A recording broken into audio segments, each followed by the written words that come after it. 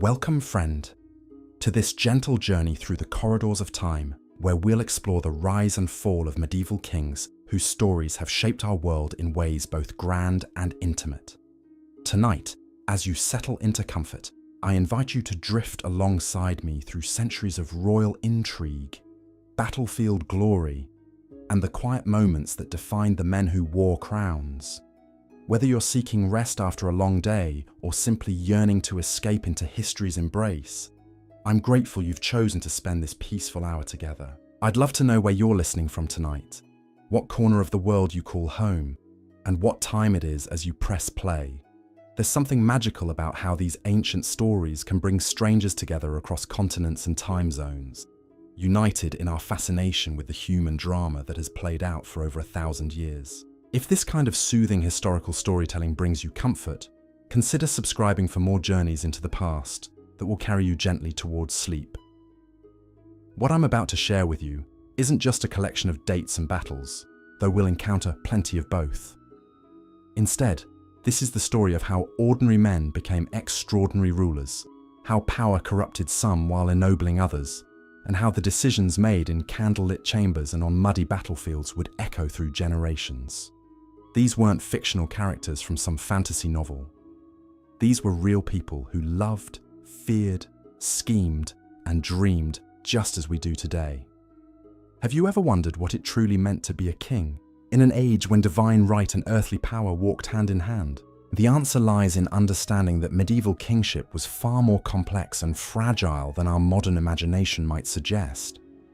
These rulers weren't absolute monarchs sitting comfortably on golden thrones, issuing decrees to obedient subjects. They were political survivors navigating treacherous waters filled with ambitious nobles, foreign invaders, religious authorities, and the constant threat of rebellion from within their own families. Tonight, we'll meet kings who rose from nothing to claim empires, and others who inherited vast realms, only to watch them crumble through their own weakness or the cruel turns of fate. We'll witness the transformation of Europe from a collection of warring tribes into the complex feudal system that would dominate the continent for centuries. Most importantly, we'll discover how these medieval monarchs laid the foundations for the modern world we inhabit today.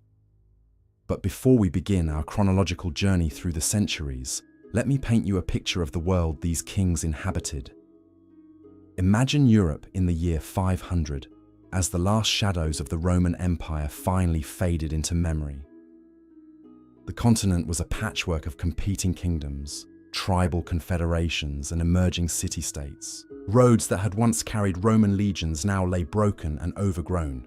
Cities that had thrived under imperial protection found themselves vulnerable to raiders and invaders.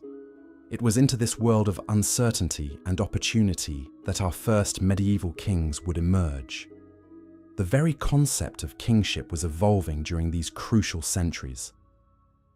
Unlike the Roman emperors who had claimed authority through military might and bureaucratic efficiency, medieval kings drew their legitimacy from a complex mixture of tribal tradition, Christian blessing, and personal charisma. They were expected to be warriors, judges, diplomats, and spiritual leaders all at once. Success required not just courage and intelligence, but an almost supernatural ability to inspire loyalty among followers who might abandon them at the first sign of weakness. Our story begins in the mists of the early medieval period, around the year 481, with a young Frankish prince named Clovis, who would become the first king to successfully unite the fractured tribes of what would one day become France. But Clovis was more than just a successful warlord. He was a visionary who understood that lasting power required more than just military victory.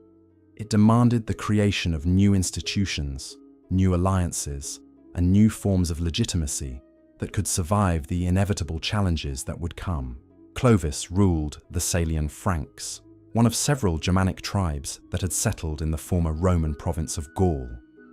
The Franks were fierce warriors, but they were also pragmatic people who understood the value of adopting useful customs from the civilizations they encountered. Unlike many of their contemporaries who clung to traditional Germanic paganism, Clovis made a decision that would reshape European history. he converted to Catholic Christianity, not just as a personal choice, but as a calculated political strategy that would give him unprecedented legitimacy in the eyes of his Gallo-Roman subjects. The story of Clovis's conversion has become legend, though like many medieval tales, it blends historical fact with later embellishment. According to the chronicles, Clovis called upon the Christian god during a desperate battle against the Alemanni tribe, promising to convert if granted victory. Whether this moment of divine inspiration actually occurred or was a later invention by Christian chroniclers, the political implications of his decision were immediate and profound.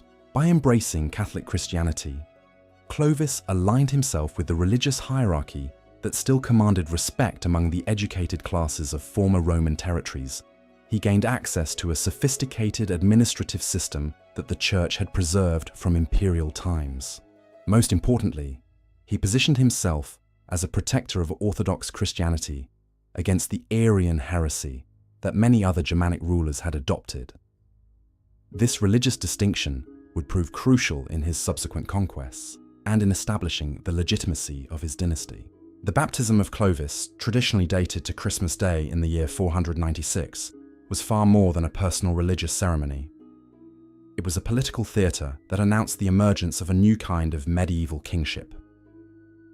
The ceremony took place in the Cathedral of Reims, conducted by Bishop Remigius, who allegedly declared that the king should burn what he had worshipped and worship what he had burned.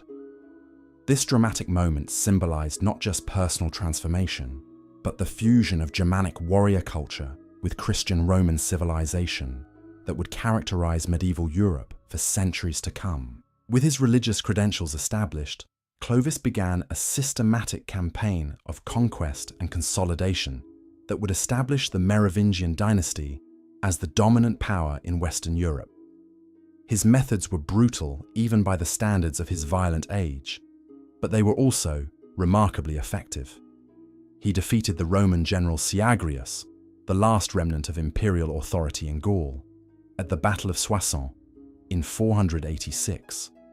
This victory eliminated the final obstacle to Frankish expansion southward and demonstrated that the age of Roman rule in Western Europe had truly ended.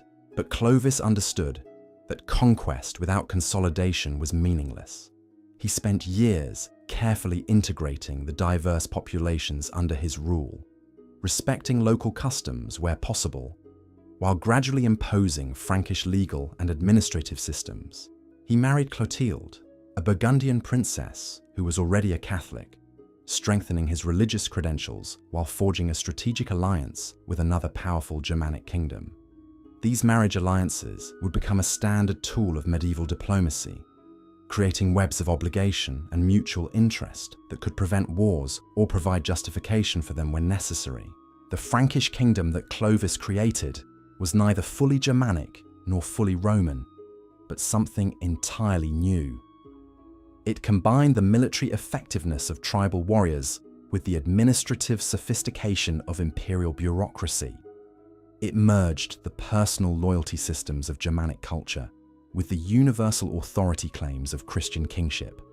Most importantly, it established precedents for royal authority that would influence European political development for the next 1,000 years. One of Clovis's most significant innovations was his approach to law and justice. The Salic law, which governed Frankish society under his rule, represented a fascinating fusion of tribal customs with Roman legal principles.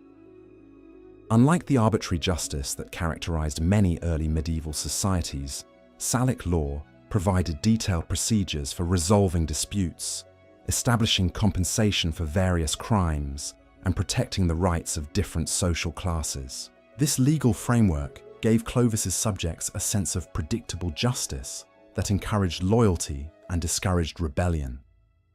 The military organization of the Frankish kingdom also reflected this blend of old and new. Clovis maintained the Germanic tradition of warrior bands personally loyal to their leader, but he also incorporated Roman tactical innovations and siege warfare techniques that gave his forces significant advantages over purely tribal armies. His success in capturing fortified cities like Toulouse and Bordeaux demonstrated the effectiveness of this hybrid military system and established patterns of warfare that would dominate medieval Europe. As Clovis aged, he faced the challenge that would plague medieval monarchs throughout our story: how to ensure peaceful succession in a system where royal authority was still largely personal rather than institutional Germanic tradition, demanded that a king's lands be divided among all his sons. But such division inevitably weakened royal power and invited civil war. Clovis attempted to address this problem by eliminating potential rivals within his own family, including several other Frankish kings who might have challenged his son's authority. These murders, while shocking to modern sensibilities, were viewed as necessary statecraft in an age when political competition was literally a matter of life and death. When Clovis died in 511, he left behind a kingdom that stretched from the Rhine to the Pyrenees, from the North Sea to the Mediterranean. More importantly, he had established principles of medieval kingship that would influence European political development for centuries. The idea that royal authority derived from divine blessing, that kings had special responsibilities to protect the church and maintain justice, and that successful rule required both military prowess and political sophistication, all became fundamental characteristics of medieval monarchy. The immediate aftermath of Clovis's death illustrated both the strengths and weaknesses of early medieval kingship. According to Frankish custom, the kingdom was divided among his 4 sons, Theuderic, Clodomir, Childebert, and Clotaire. Each received a portion of their father's territories, along with a share of the royal treasure that symbolized their authority. This division prevented immediate succession crisis, but created new problems, as the brothers competed for supremacy and their descendants fought endless wars over the reunification of their grandfather's kingdom. The reigns of Clovis's sons and grandsons reveal the brutal realities of early medieval politics, where family loyalty was often subordinated to political ambition, and where women played crucial but dangerous roles in dynastic struggles. Queens like Brunhild and Fredegund became legendary figures whose feuds and alliances shaped the political landscape of 6th century Europe.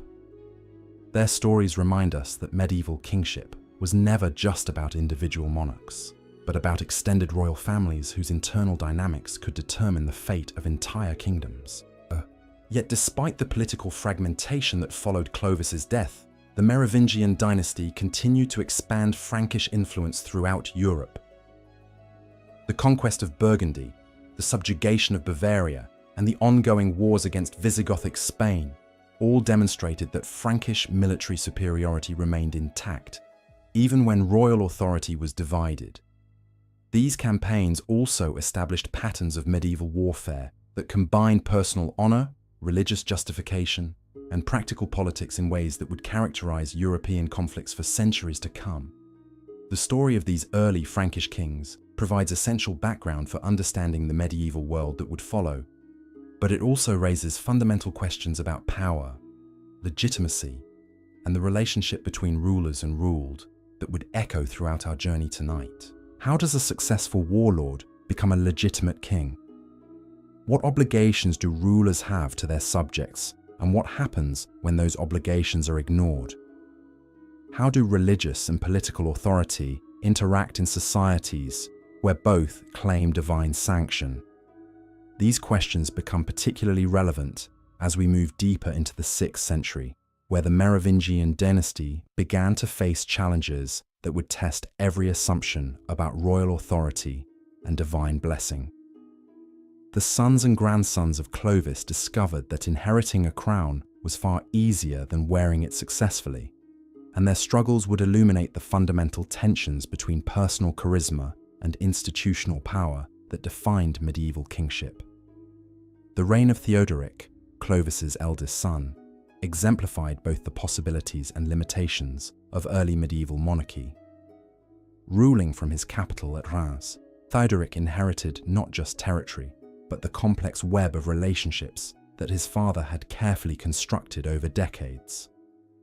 Unlike modern politicians who can rely on established institutions and bureaucratic systems, medieval kings like Theuderic had to maintain personal connections with hundreds of nobles, bishops, and local leaders whose loyalty could evaporate at the first sign of weakness or misfortune.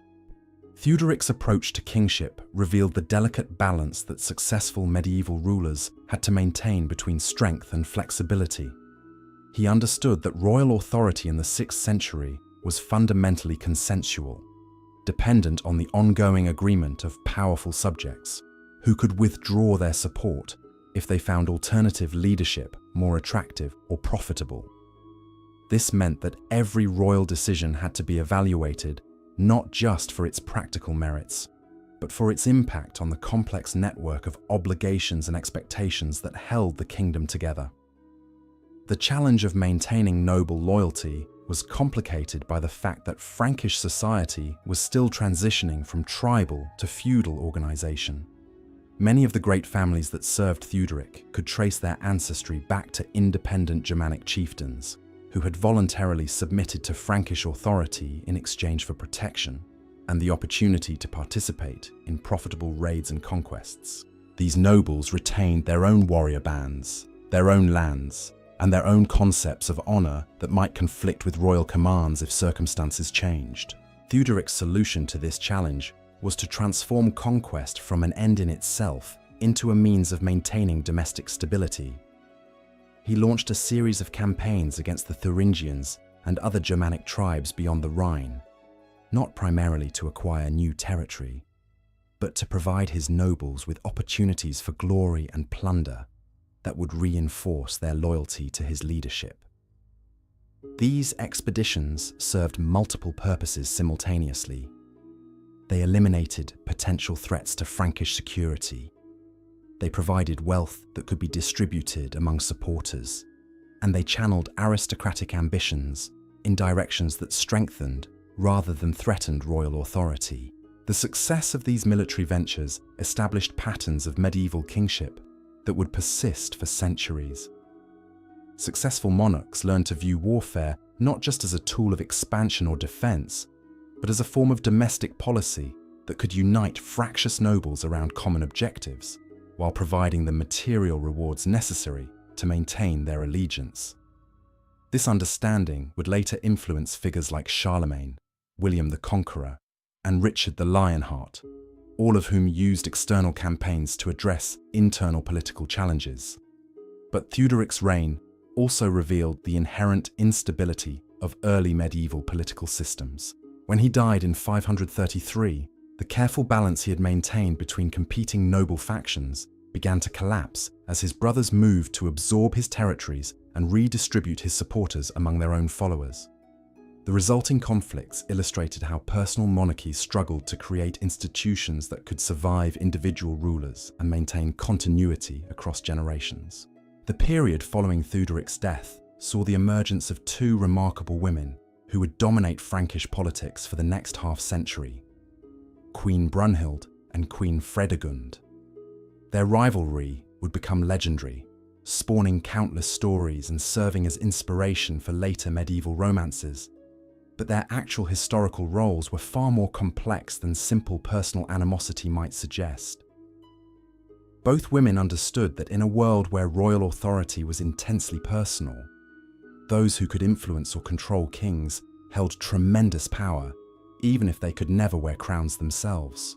Brunhild was a Visigothic princess who married into the Merovingian dynasty around 567, bringing with her not just a strategic alliance between two major Germanic kingdoms, but also a sophisticated understanding of court politics that she had learned in the cosmopolitan environment of Visigothic Spain. Her education included literacy in Latin, knowledge of Roman law, and familiarity with the administrative techniques that had allowed Visigothic kings to govern their diverse subjects effectively. These skills made her an invaluable advisor to her husband and later to her son and grandsons, but they also made her a target for nobles who resented foreign influence over Frankish policy. Fredegund represented a different path to power, rising from humble origins to become one of the most feared political operators of her generation. Originally a servant in the royal household, she used her intelligence and ruthless ambition to become the mistress and eventually the wife of King Chilperic. eliminating rivals through a combination of political maneuvering and carefully orchestrated violence. Her story illustrates how medieval courts, despite their emphasis on noble birth and aristocratic privilege, could still provide opportunities for exceptionally talented individuals to rise far above their original stations. The conflict between Brunhild and Fredegund was fought on multiple levels simultaneously, combining personal hatred with broader questions about the nature of royal authority and the proper role of women in medieval politics.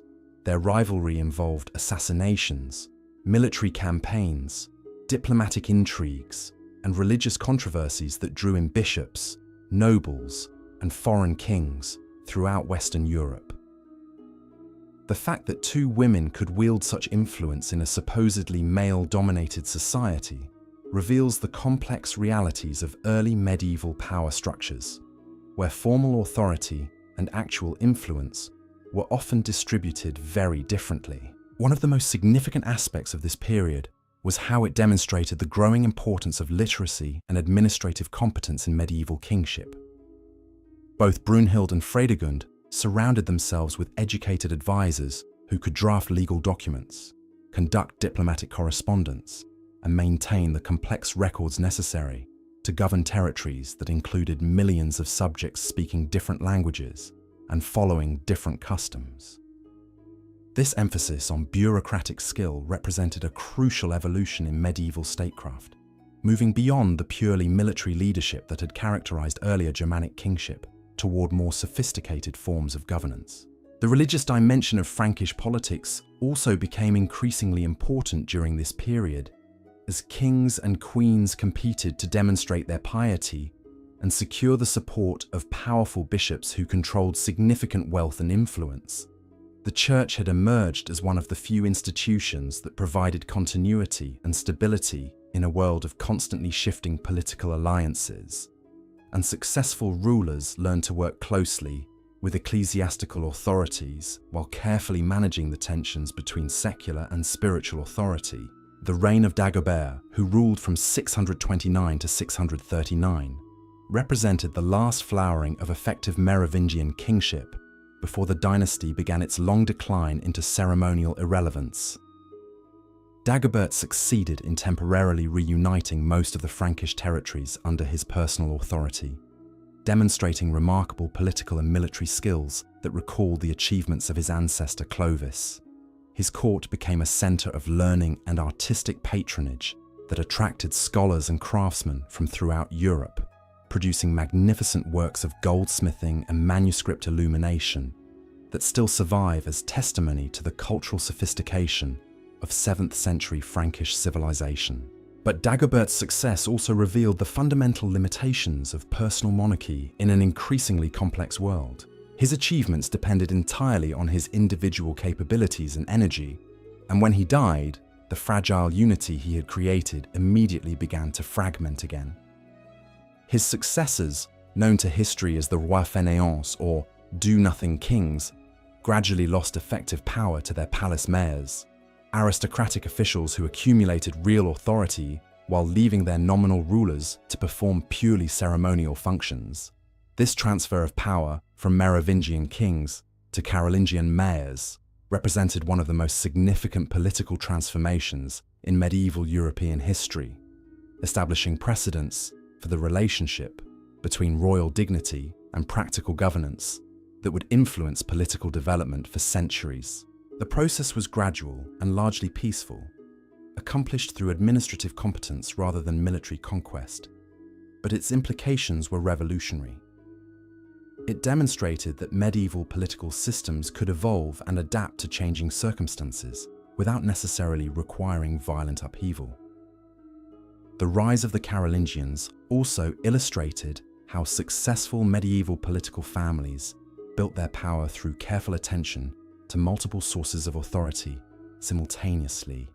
Charles Martel, the most famous of the palace mayors, combined military excellence with administrative efficiency, religious patronage with diplomatic skill, creating a foundation of support that was broader and more durable than the purely personal loyalties that had sustained earlier rulers. Charles Martel's Victory over Islamic forces at the Battle of Tours in 732 became legendary throughout Christian Europe, establishing his reputation as a defender of the faith and demonstrating the military superiority of Frankish heavy cavalry over the light horse tactics that had carried Muslim armies from Spain deep into Frankish territory. But the battle's real significance lay not in its immediate military consequences, which were probably less decisive than later chroniclers claimed, but in its propaganda value and its demonstration that effective leadership could still emerge from the Frankish political system, despite the apparent weakness of the nominal kings. The victory at Tours also marked the beginning of a new phase in medieval European development, as Christian rulers began to conceive of themselves not just as local political leaders, but as participants in a broader struggle between competing religious and cultural systems. This expanded sense of purpose would eventually culminate in the Crusades, but its origins can be traced to the 8th century conflicts between Frankish and Islamic forces that established patterns of religious warfare and cultural identity that would persist throughout the medieval period. As we move toward the middle of the 8th century, we approach one of the great turning points in medieval history, the transition from Merovingian to Carolingian rule and the emergence of a new form of Christian kingship that would reshape European political and cultural development. The story of how Pepin the Short, Charles Martel's son, negotiated the delicate process of replacing one dynasty with another reveals the sophisticated understanding of legitimacy and authority that characterized the best medieval political leaders. Pepin understood that simply deposing the last Merovingian king would not be sufficient to establish lasting authority for his own family. He needed to create new sources of legitimacy that could justify his unprecedented action while protecting his descendants from similar challenges in the future. His solution involved a careful orchestration of religious and political ceremonies that transformed what could have been seen as treasonous usurpation into divinely sanctioned restoration of effective royal authority. The negotiations between Pepin and Pope Zachary in 751 represented a masterpiece of medieval diplomacy that would establish precedents lasting for centuries. Through carefully orchestrated correspondence, Pepin posed a seemingly innocent question to the papal court. Who should properly be called king? The man who holds the title or the man who exercises the power? The Pope's response, declaring that he who has the power should also bear the name, provided the religious sanction that Pepin needed to justify his revolutionary action. This papal endorsement was far more than a simple political convenience. It established the principle that legitimate royal authority required not just hereditary right or military strength, but divine approval mediated through the Church. This concept would fundamentally alter the relationship between secular and spiritual power throughout medieval Europe, creating both opportunities and tensions that would shape political development for the next 500 years.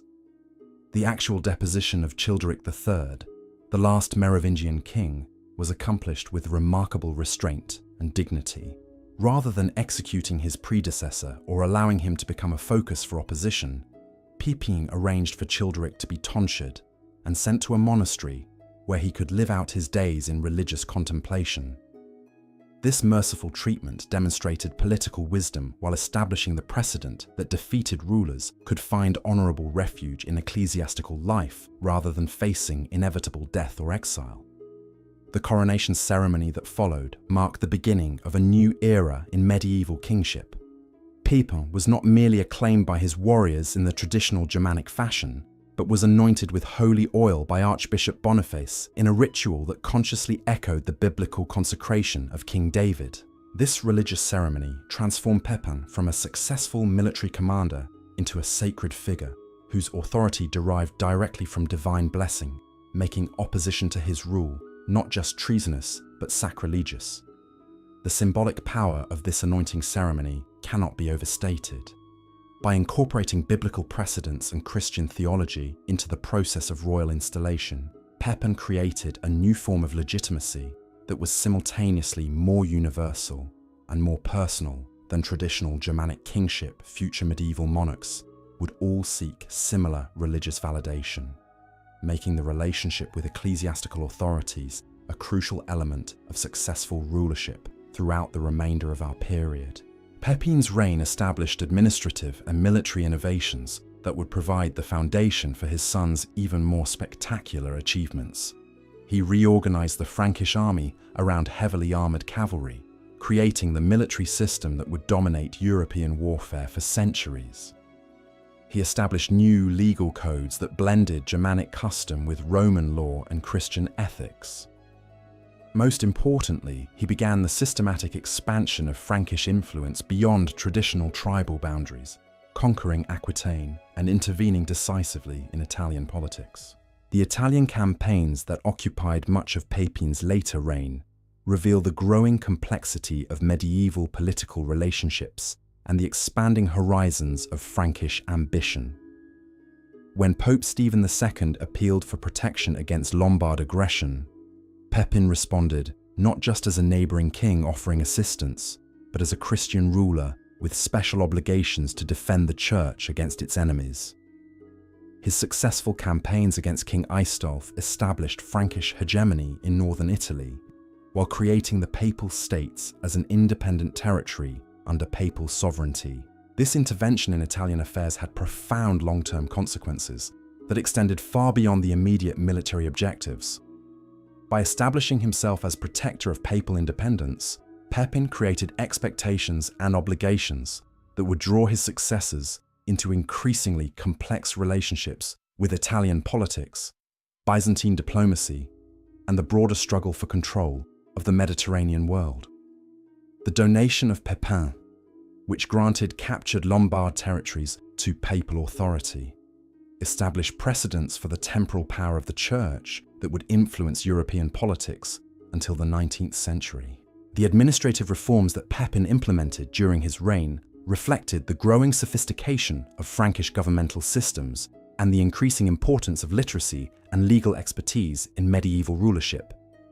He expanded the use of written documents for recording legal decisions and administrative commands, creating archives that allowed for more consistent policy implementation across his expanding territories.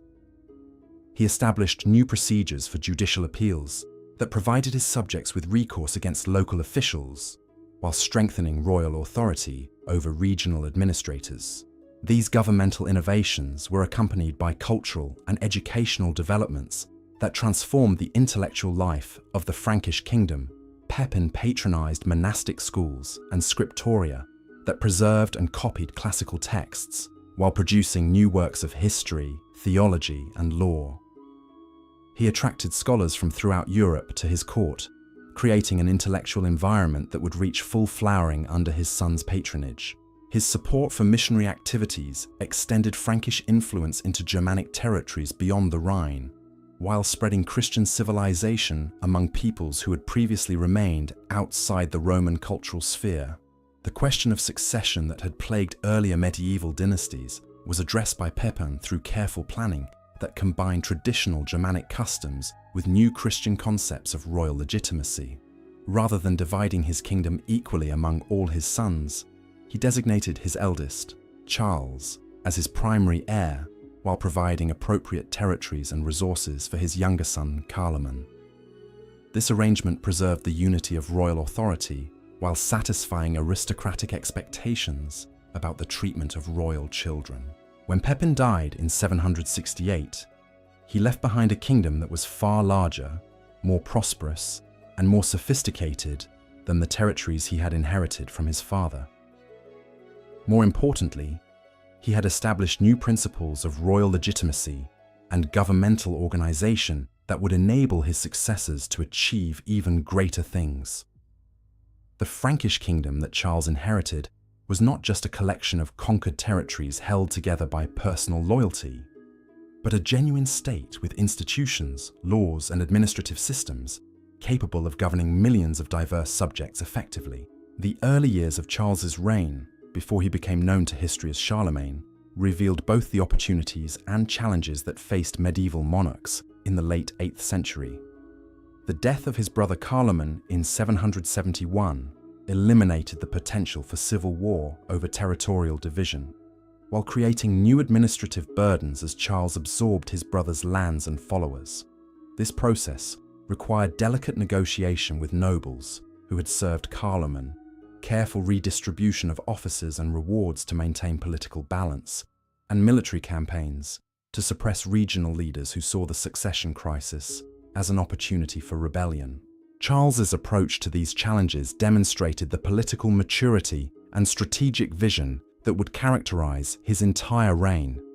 Rather than simply imposing his authority through force, he worked systematically to win over potential opponents through generous treatment, expanded opportunities for advancement, and inclusion in his expanding circle of advisors and administrators. He understood that lasting royal authority required not just the ability to defeat enemies, but the capacity to transform them into supporters who had genuine stakes in the success of his government. The military campaigns that occupied much of Charles's early reign were not merely aggressive expansion, but carefully planned operations designed to address specific threats to Frankish security, while providing opportunities for his nobles to gain wealth and glory through service to the crown. His conquest of the Lombard kingdom eliminated a chronic source of instability in northern Italy, while demonstrating Frankish military superiority to potential enemies throughout Europe. His campaigns against the Saxons began a decades-long struggle that would ultimately extend Christian civilization deep into Germanic territories that had never acknowledged Roman authority. These Saxon wars, which would continue intermittently for over 30 years, revealed both the possibilities and limitations of medieval military power. Charles possessed advantages in organization, equipment, and strategic resources that made Frankish victory almost inevitable in major battles. But the nature of Saxon society and the geography of their territories made lasting conquest extremely difficult to achieve. The Saxons fought not as a unified kingdom under centralized leadership, but as a confederation of tribes and local communities that could continue resistance even after major defeats had eliminated their organized military forces. Charles's solution to this challenge involved a combination of military pressure, administrative innovation, and religious conversion that transformed the nature of medieval conquest. Rather than simply defeating Saxon armies and imposing Frankish tribute, he worked systematically to replace Saxon social and religious institutions with Christian alternatives that would create new loyalties and new forms of organization compatible with Frankish political systems. This approach required not just military commanders, but missionaries, administrators, and colonists who could establish the infrastructure necessary for permanent political transformation. The forced conversion of the Saxon population represented one of the most controversial aspects of Charles's reign, involving methods that were brutal even by medieval standards. Thousands of Saxon nobles were executed or exiled for refusing to accept Christian baptism, while entire communities were relocated to prevent the maintenance of traditional religious practices.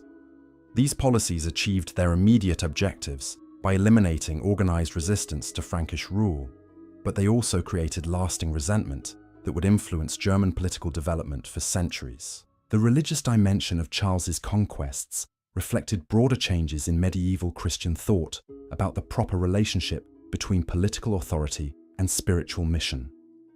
Unlike earlier Germanic kings, who had converted to Christianity primarily for political advantage, Charles appears to have genuinely believed that he had divine obligations to extend Christian civilization to pagan peoples, even if this required the use of force against those who resisted conversion.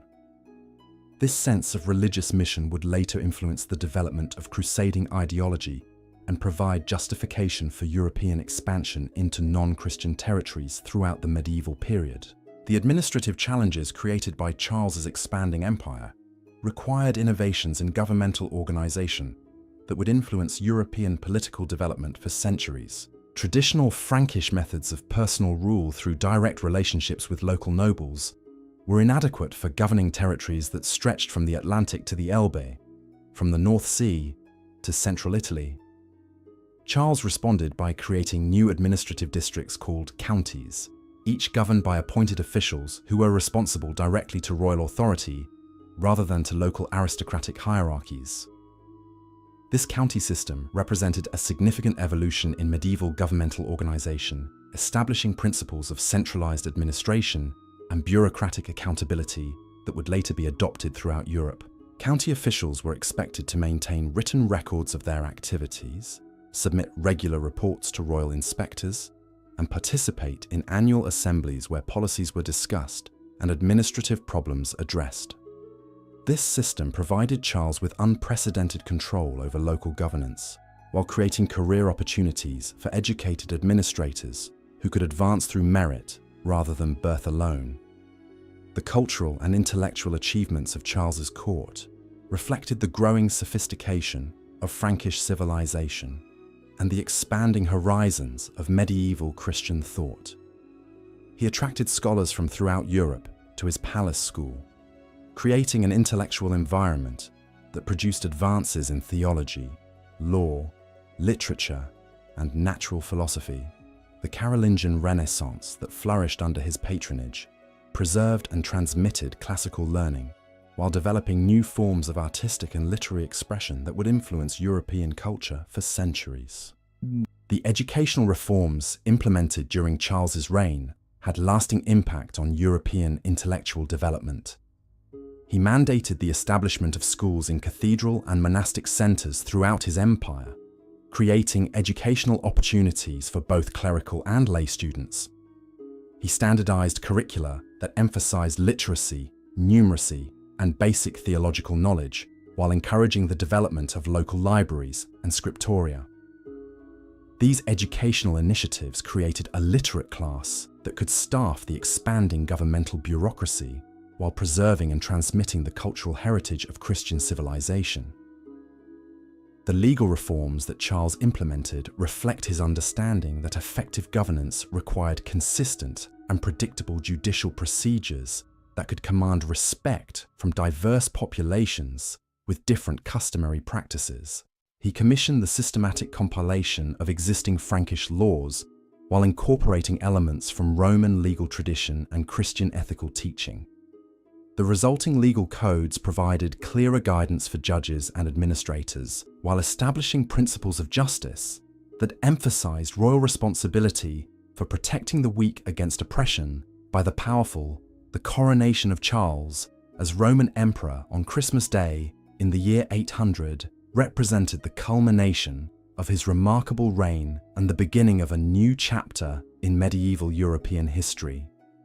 This unprecedented ceremony, conducted by Pope Leo III in St. Peter's Basilica, created a new form of imperial authority that combined Frankish military power with Roman political tradition and Christian religious sanction. The event marked the formal restoration of Western imperial dignity after more than 3 centuries of fragmentation following the fall of the last Western Roman emperors. The circumstances surrounding Charles's imperial coronation reveal the complex political calculations that influenced major decisions in medieval Europe. Pope Leo III, facing serious challenges to his authority from Roman aristocratic factions, needed powerful military protection that only Charles could provide. Charles, despite his later claims of surprise at the papal initiative, had been preparing for expanded imperial responsibilities through diplomatic contacts with Constantinople and administrative reforms that anticipated governance of a truly universal Christian empire. The immediate consequences of the imperial coronation extended far beyond the personal honor accorded to Charles himself. By reviving the Western imperial title, the ceremony created new possibilities for European political organization while establishing precedents that would influence imperial-papal relations for centuries. Future medieval emperors would all seek similar religious validation for their authority, while popes would claim the right to judge imperial worthiness and, if necessary, to transfer imperial dignity to more suitable candidates. The administrative challenges of governing a truly imperial territory required Charles to develop new institutions and procedures that went beyond the county system he had created for ruling the Frankish kingdom. He established a network of imperial inspectors who traveled throughout the empire, monitoring local administration, investigating complaints against officials, and ensuring compliance with imperial policies. These missi dominici, as they were called, provided direct links between central authority and local governance, while creating opportunities for capable administrators to advance through imperial service. The military organization of the Carolingian Empire reflected the need to defend vast frontiers against multiple enemies, while maintaining internal security across diverse populations with different languages, customs, and potential loyalties. Charles created a system of frontier marches governed by specially appointed officials with expanded authority to respond to external threats without waiting for imperial approval. These march commanders became powerful regional leaders who would eventually evolve into the territorial princes, who would dominate later medieval European politics. As Charles aged and began to contemplate the succession arrangements that would determine the future of his empire, he faced the same fundamental challenge that had confronted every medieval ruler: how to preserve political unity while satisfying the legitimate expectations of royal children and powerful nobles who had contributed to imperial success. His initial plans called for dividing the empire among his 3 sons, following traditional Frankish custom, but the deaths of 2 of his designated heirs left his surviving son Louis as sole inheritor of imperial authority. This unexpected consolidation of imperial succession created opportunities for continued political unity while establishing precedents that would influence later medieval concepts of imperial dignity and territorial integrity. Louis, who would become known as Louis the Pious, inherited not just vast territories and impressive military resources, but also the complex web of relationships, obligations, and expectations that his father had created during more than 4 decades of remarkably successful rule. The legacy of Charlemagne's reign extended far beyond the immediate political and territorial achievements that made him the most successful medieval ruler of his era. He had demonstrated that effective government could extend across linguistic and cultural boundaries, that Christian civilization could provide unifying principles for diverse populations, and that individual leadership could create institutions capable of surviving dynastic transitions and political challenges. His example would inspire medieval rulers for centuries, while establishing standards of royal achievement that few would equal and none would surpass. The death of Charlemagne in 814 marked the end of an era, but the empire he had built would continue to shape European destiny for generations. As you settle deeper into comfort tonight, let us follow the complex story of how his son Louis the Pious inherited the most powerful realm in Christendom, only to watch it fracture under the weight of competing ambitions and irreconcilable differences that would ultimately give birth to the nations we recognize today. Louis came to the throne with advantages that no medieval ruler before him had possessed. He inherited an administrative system that functioned effectively across vast distances, a military organization capable of defending multiple frontiers simultaneously, and a cultural renaissance that had elevated the Frankish court to unprecedented heights of learning and sophistication. Yet within a generation, this magnificent imperial structure would fragment into competing kingdoms whose rulers would spend centuries fighting each other rather than building upon their grandfather's achievements. The tragedy of Louis the Pious lies not in any fundamental weakness of character, but in his sincere attempt to reconcile Christian principles with the brutal realities of medieval politics.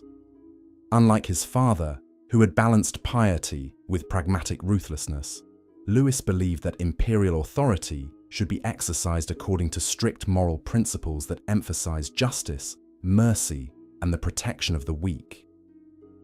These admirable intentions would prove catastrophically unsuited to the harsh world of 9th century European politics. Louis's approach to governance reflected the growing influence of ecclesiastical advisors who viewed the Carolingian Empire as a Christian commonwealth that should embody divine principles of justice and righteousness. He implemented legal reforms designed to protect peasants from aristocratic exploitation, established new procedures for judicial appeals that emphasized fairness over expedience, and attempted to regulate the conduct of royal officials according to strict moral standards. These policies were admirable in theory, but created practical problems that would ultimately undermine imperial authority. The religious reforms that Louis championed revealed both his genuine piety and his political naivety. He mandated stricter observance of canonical law among the clergy, supported monastic reforms that emphasized spiritual discipline over worldly concerns, and attempted to eliminate what he viewed as pagan survivals in popular religious practice. While these initiatives enhanced the spiritual dignity of his reign, they also alienated powerful bishops who had grown comfortable with more flexible interpretations of ecclesiastical law, and created tensions with noble families whose traditional customs were suddenly deemed incompatible with Christian civilization. The succession crisis that would ultimately destroy Carolingian unity began with Louis's decision to remarry after the death of his first wife in 818. His marriage to Judith of Bavaria was politically motivated, designed to strengthen imperial connections with powerful Bavarian families. But it created unexpected complications when Judith gave birth to a son named Charles in 823. This child's arrival disrupted the careful succession arrangements that Louis had previously established among his older sons, creating dynastic tensions that would prove impossible to resolve peacefully. The Ordinatio Imperii of 817, which Louis had issued to clarify imperial succession, had seemed to provide a stable framework for preserving political unity after his death. His eldest son Lothair was designated as co-emperor and primary heir, while his younger brothers Louis and Pepin received substantial kingdoms that would remain subordinate to imperial authority. This arrangement attempted to balance traditional Frankish practices of territorial division with the newer concept of indivisible imperial dignity that Charlemagne had established. However, the birth of Charles the Bald forced Louis to reconsider these arrangements, since Frankish custom demanded that all royal sons receive appropriate territorial provisions. The emperor's attempts to create a suitable kingdom for his youngest son inevitably reduced the inheritances promised to his older children, creating resentment and suspicion that would eventually explode into open rebellion. The complex negotiations and territorial adjustments that followed revealed the fundamental incompatibility between imperial unity and traditional Germanic succession practices. The rebellion of 830, led by Louis's older sons with support from disaffected nobles and bishops, represented one of the most dramatic political crises in medieval European history. For the first time since the establishment of Carolingian authority, a reigning emperor was actually deposed and imprisoned by his own children, demonstrating how quickly royal authority could collapse when family loyalty was subordinated to political ambition. Although Louis was eventually restored to power, the precedent of successful rebellion against imperial authority would encourage future challenges to Carolingian rule.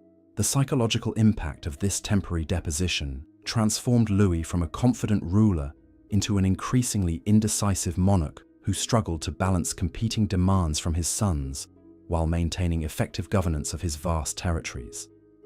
His attempts to satisfy all parties through repeated territorial redistributions created chronic instability that prevented the development of coherent policies for addressing the empire's growing external threats. Viking raiders began to probe Frankish defenses along the northern coasts, while Magyar horsemen launched devastating attacks against the eastern frontiers. The Treaty of Verdun in 843, negotiated among Louis's surviving sons after his death in 840, formally divided the Carolingian Empire into 3 separate kingdoms that would eventually evolve into France, Germany, and Italy. This partition was presented as a temporary arrangement that preserved the theoretical unity of the empire while providing practical solutions to dynastic competition. But in reality, it marked the permanent fragmentation of Charlemagne's achievement and the beginning of centuries of warfare among his descendants. Louis the German, who received the Eastern Kingdom, inherited territories that included modern Germany, Austria, and portions of Eastern Europe that had been conquered during Charlemagne's Saxon campaigns. His realm faced constant pressure from Slavic tribes and Magyar raiders, who recognized that the division of imperial authority had created new opportunities for territorial expansion.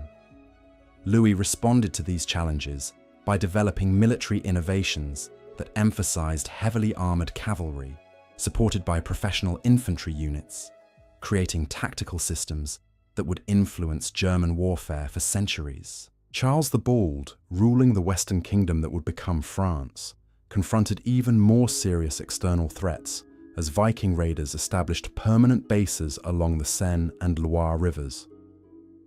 These Scandinavian warriors possessed advantages in mobility and surprise that made traditional Frankish military responses inadequate, forcing Charles to develop new defensive strategies that combined fortified positions with rapid response forces. His struggles against Viking incursions revealed both the resilience and limitations of Carolingian governmental systems under extreme pressure. Lothair, who retained the imperial title along with a central kingdom stretching from the North Sea to central Italy, faced the impossible task of maintaining imperial dignity while governing territories that lacked geographical coherence or shared cultural identity.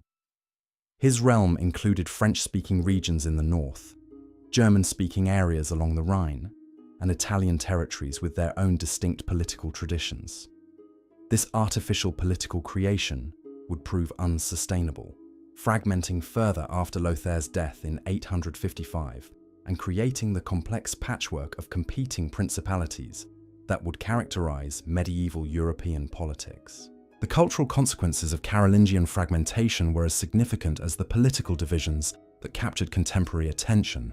The unified intellectual environment that had flourished under Charlemagne's patronage gave way to regional centers of learning that developed distinct scholarly traditions and cultural identities. The palace school that had once attracted the best minds from throughout Europe was replaced by competing courts that used cultural patronage to assert their political legitimacy and attract talented individuals who might otherwise have served rival dynasties.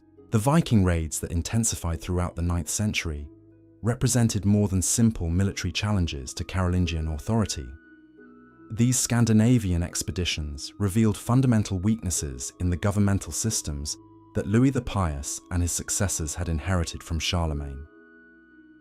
The county administration that had functioned effectively during periods of imperial unity proved inadequate for coordinating defensive responses when royal authority was divided among competing rulers who prioritized dynastic interests over collective security.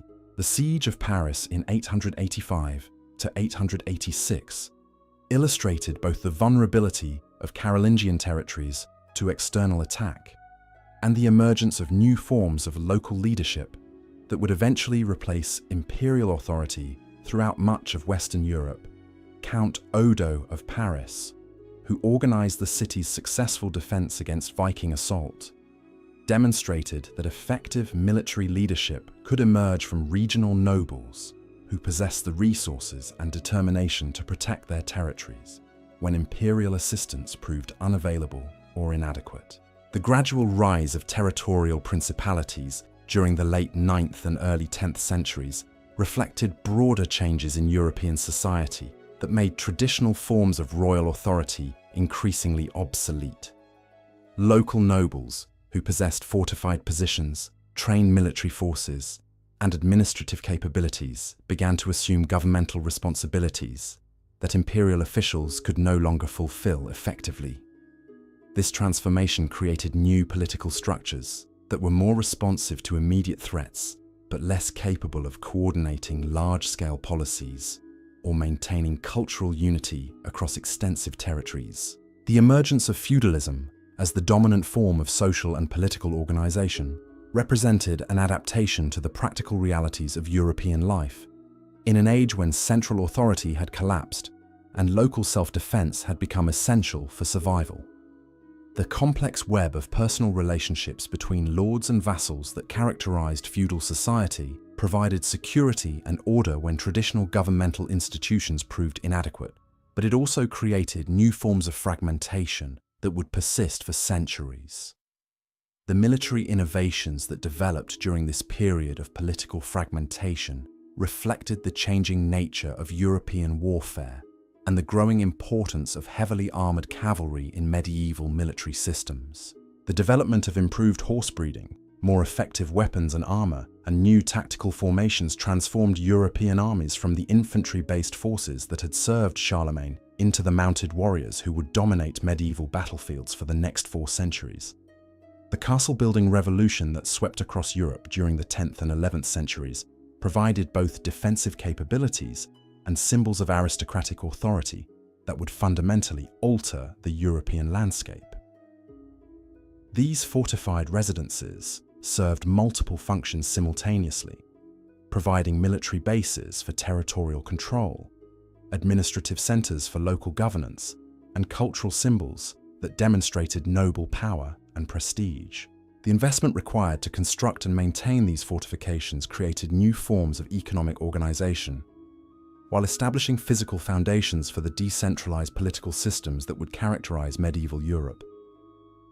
The economic changes that accompanied political fragmentation included the decline of long-distance trade networks that had flourished under Carolingian protection, and the emergence of more localized commercial systems that reflected the reduced scale of political organization. Towns and cities that had thrived as administrative centers for imperial governance adapted to new roles as regional markets and craft production centers, developing forms of urban organization that would eventually challenge the rural-based feudal system. The religious developments of this period reflected both continuity with Carolingian traditions and adaptation to new political realities. Monastic communities that had flourished under imperial patronage found themselves increasingly dependent on local noble families for protection and support, creating new relationships between spiritual and secular authority that would influence ecclesiastical development for centuries. The emergence of proprietary churches, where local nobles controlled appointments and resources, represented a significant departure from earlier attempts to maintain clerical independence from secular interference. The intellectual traditions established during the Carolingian Renaissance survived the political fragmentation of the empire, but were transformed by the new circumstances in which scholars and educators found themselves.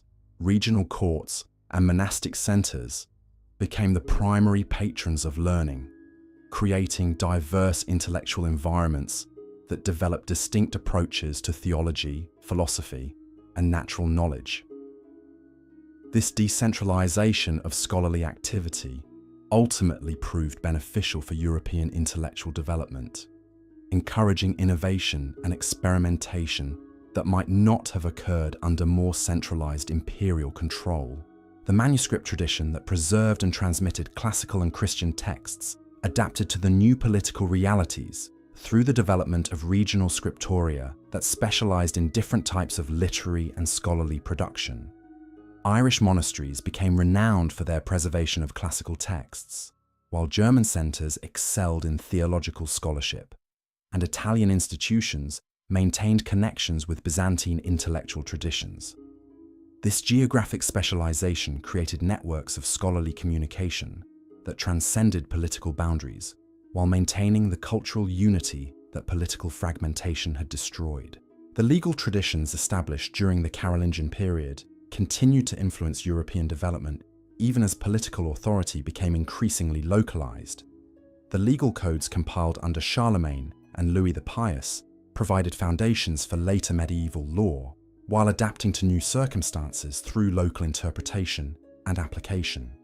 The emergence of customary law as the dominant legal tradition reflected the growing importance of local practices and regional variations in social organization.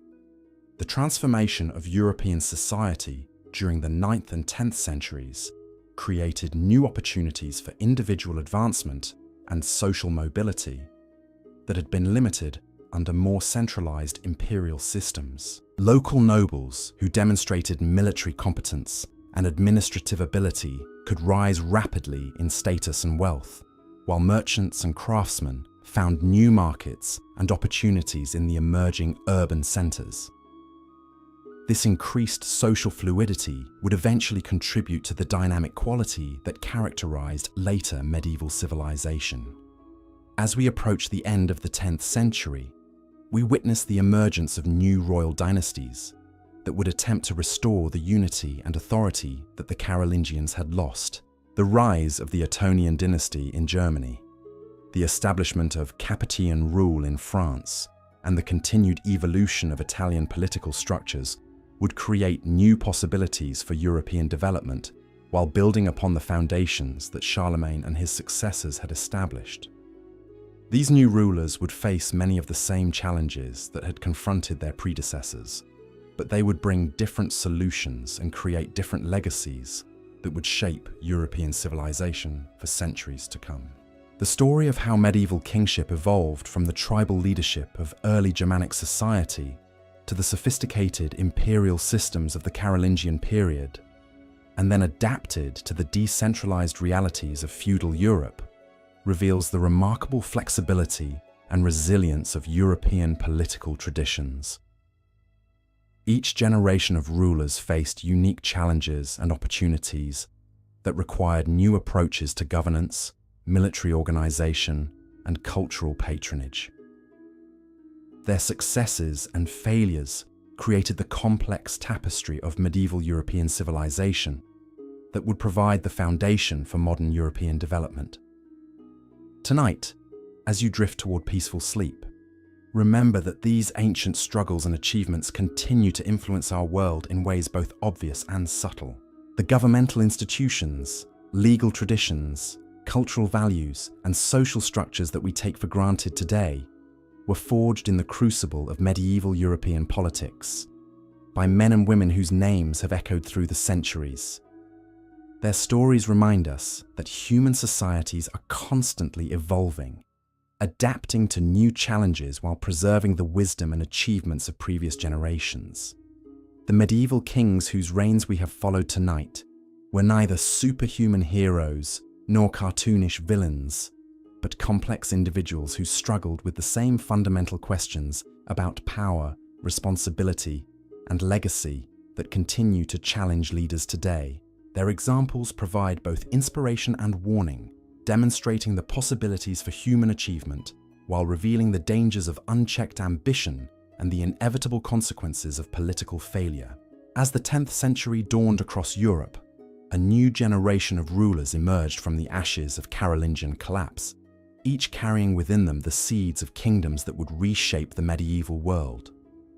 The fragmentation that had seemed so catastrophic to contemporary observers would prove to be not an ending, but a transformation that allowed European civilization to develop along multiple paths simultaneously, creating the rich diversity of political traditions that would define the continent for centuries to come. In the German lands east of the Rhine, Henry the Fowler assumed the crown in 919, establishing the Ottonian dynasty that would restore imperial dignity to Central Europe while developing distinctly German approaches to royal authority.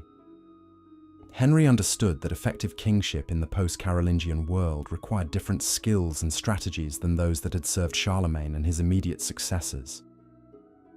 The old imperial bureaucracy had largely collapsed, leaving regional nobles with unprecedented autonomy, while external threats from Magyar raiders and Slavic tribes demanded immediate military responses that could not wait for complex diplomatic negotiations or elaborate administrative procedures. Henry's approach to these challenges revealed a pragmatic understanding of political realities that would characterize successful medieval rulers throughout our remaining journey. Rather than attempting to restore centralized imperial control through force, he worked systematically to build coalitions among regional dukes and counts who shared common interests in defending their territories against external enemies. His military reforms emphasized the construction of fortified towns that could serve as bases for cavalry forces while providing protection for local populations during Magyar raids. The defensive strategy that Henry developed combined Germanic military traditions with innovations learned from fighting against nomadic enemies whose tactics were entirely different from those employed by traditional European armies.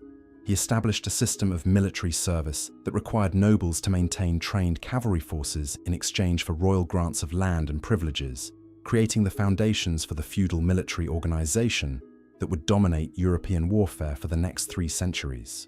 Henry's son Otto, who succeeded to the German throne in 936, inherited both his father's political wisdom and an expanded understanding of the possibilities for royal authority in the changing European environment. Otto the Great, as history would remember him, possessed the vision and determination necessary to restore imperial dignity while adapting ancient institutions to contemporary realities. His reign would demonstrate that effective medieval kingship required not just military prowess and political cunning, but genuine understanding of the cultural and spiritual forces that motivated human behavior, in an age when religious belief provided the primary framework for interpreting worldly events. The early years of Otto's reign were dominated by rebellions from regional nobles who tested the new king's resolve and capabilities, following patterns that had become typical in post-Carolingian Europe. These conflicts were not merely personal disputes over territorial control, but fundamental challenges to the entire concept of royal authority that required Otto to demonstrate both his military competence and his political legitimacy through decisive action. His victories over rebellious dukes at the battles of Bürten and Andernach established his reputation as a formidable warrior, while revealing the tactical innovations that would make German armies the most effective military forces in 10th century Europe. The Magyar invasions that had terrorized Europe for nearly a century reached their climax during Otto's reign. As these nomadic warriors launched increasingly ambitious campaigns that penetrated deep into German territory and threatened the very survival of Christian civilization in Central Europe. The Battle of Lechfeld in 955 would prove to be one of the decisive moments in medieval European history, not just because of its immediate military consequences, but because of its broader implications for European political development and cultural identity. Otto's victory over the Magyar forces was achieved through careful preparation, innovative tactics, and personal leadership that inspired his followers to extraordinary efforts in defense of their homeland and their faith. The German army that triumphed at Lechfeld combined the disciplined formations of professional cavalry with the desperate courage of men fighting for everything they held dear. The battle demonstrated that European military systems had evolved sufficiently to defeat nomadic enemies who had previously seemed invincible, while establishing Otto's reputation as a defender of Christendom who deserved imperial recognition. The aftermath of Lechfeld transformed European political relationships by eliminating the Magyar threat that had prevented stable governmental development throughout Central Europe for generations. With the nomadic menace finally defeated, regional nobles could redirect their energies from purely defensive concerns toward more constructive projects of territorial consolidation, economic development, and cultural patronage. The victory also established Otto's credentials as a worthy successor to Charlemagne, creating expectations for imperial restoration that would shape the remainder of his reign. The Italian campaigns that occupied much of Otto's later career reflected both his personal ambitions and the broader dynamics of European political development in the 10th century. Unlike Charlemagne's interventions in Italian affairs, which had been motivated primarily by papal appeals for protection against Lombard aggression, Otto's involvement south of the Alps was driven by his vision of restored imperial authority that could unite Christian Europe under German leadership, while maintaining the religious sanction that legitimized medieval royal power. The political situation in Italy during the mid-10th century was extraordinarily complex, with competing factions among Roman nobles, ambitious Lombard princes, and Byzantine officials, all maneuvering for advantage, while papal authority fluctuated according to the personal capabilities and political connections of individual popes. Otto recognized that effective intervention in this chaotic environment required not just military force, but sophisticated diplomatic skills and genuine understanding of Italian political traditions that differed significantly from Germanic customs.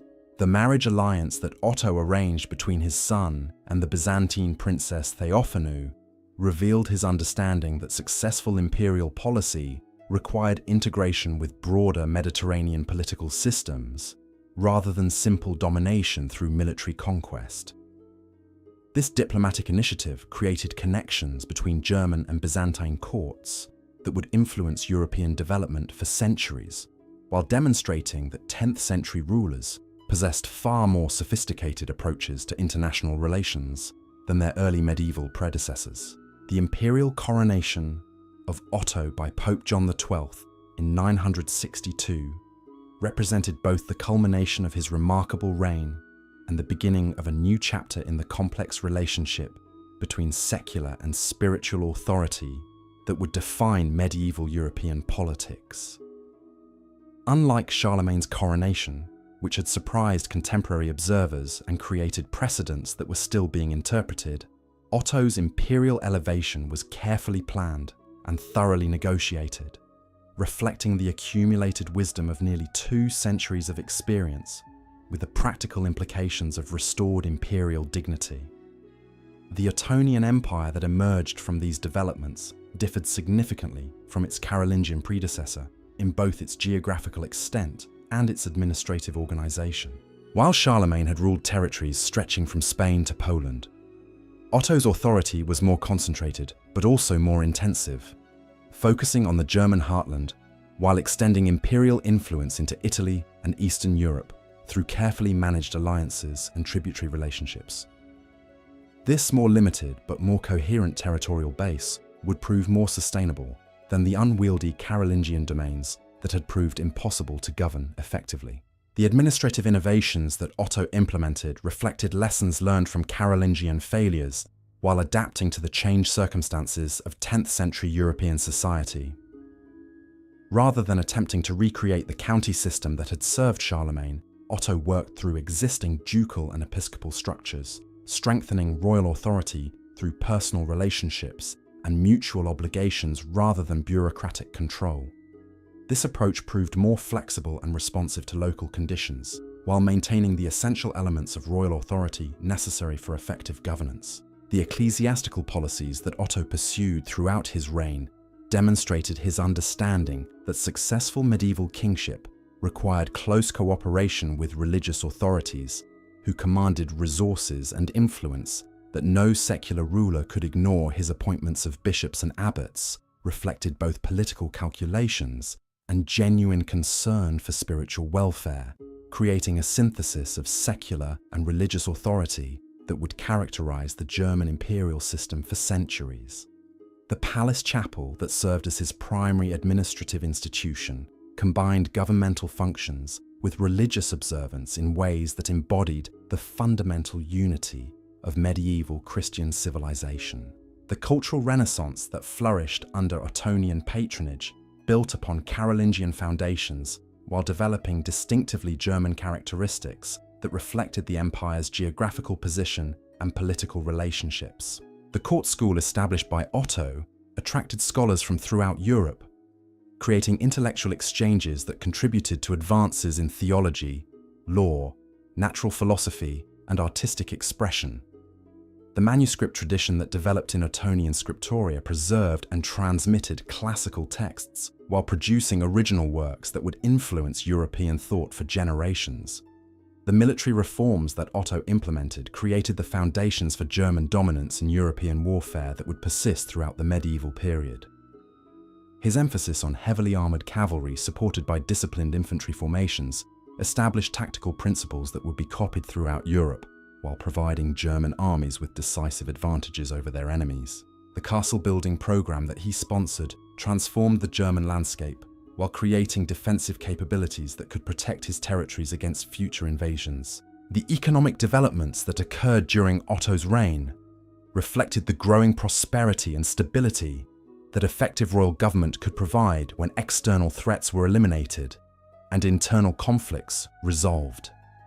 Trade networks that had been disrupted by Magyar raids were restored and expanded, connecting German territories with Italian cities and Byzantine markets. Agricultural production increased as farmers could work their lands without constant fear of nomadic attacks, while urban centers grew as craftsmen and merchants found new opportunities in the expanding economy.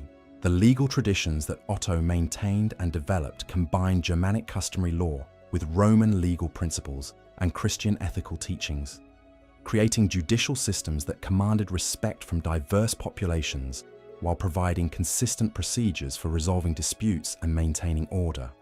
The royal courts that he established served as models for regional judicial institutions while providing appeals processes that strengthened royal authority over local administrators.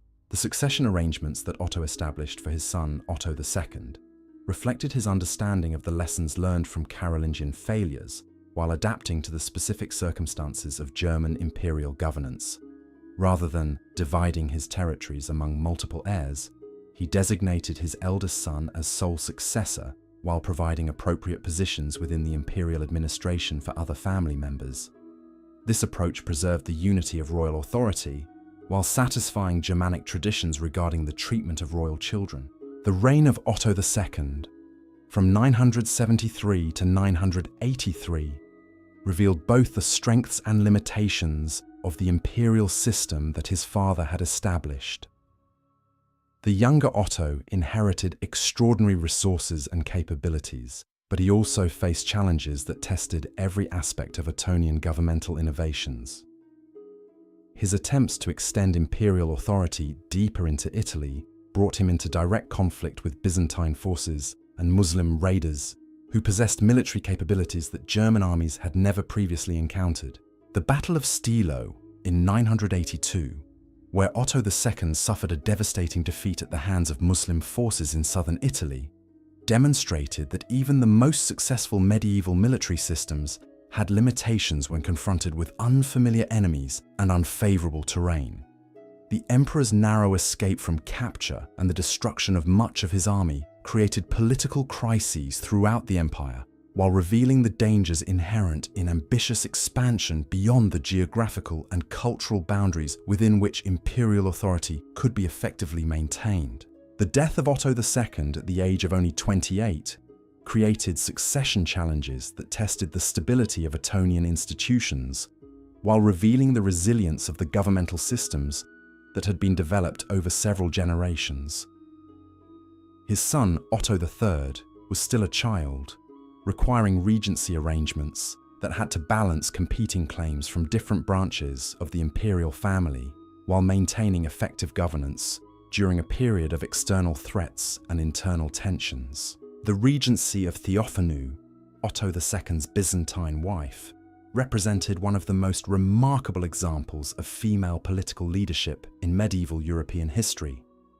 Her successful management of imperial affairs during her son's minority demonstrated that the Ottonian system possessed sufficient institutional strength to function effectively, even when traditional patterns of male authority were temporarily suspended. Her policies combined Germanic political traditions with Byzantine diplomatic sophistication, creating approaches to governance that influenced imperial development long after her death in 991.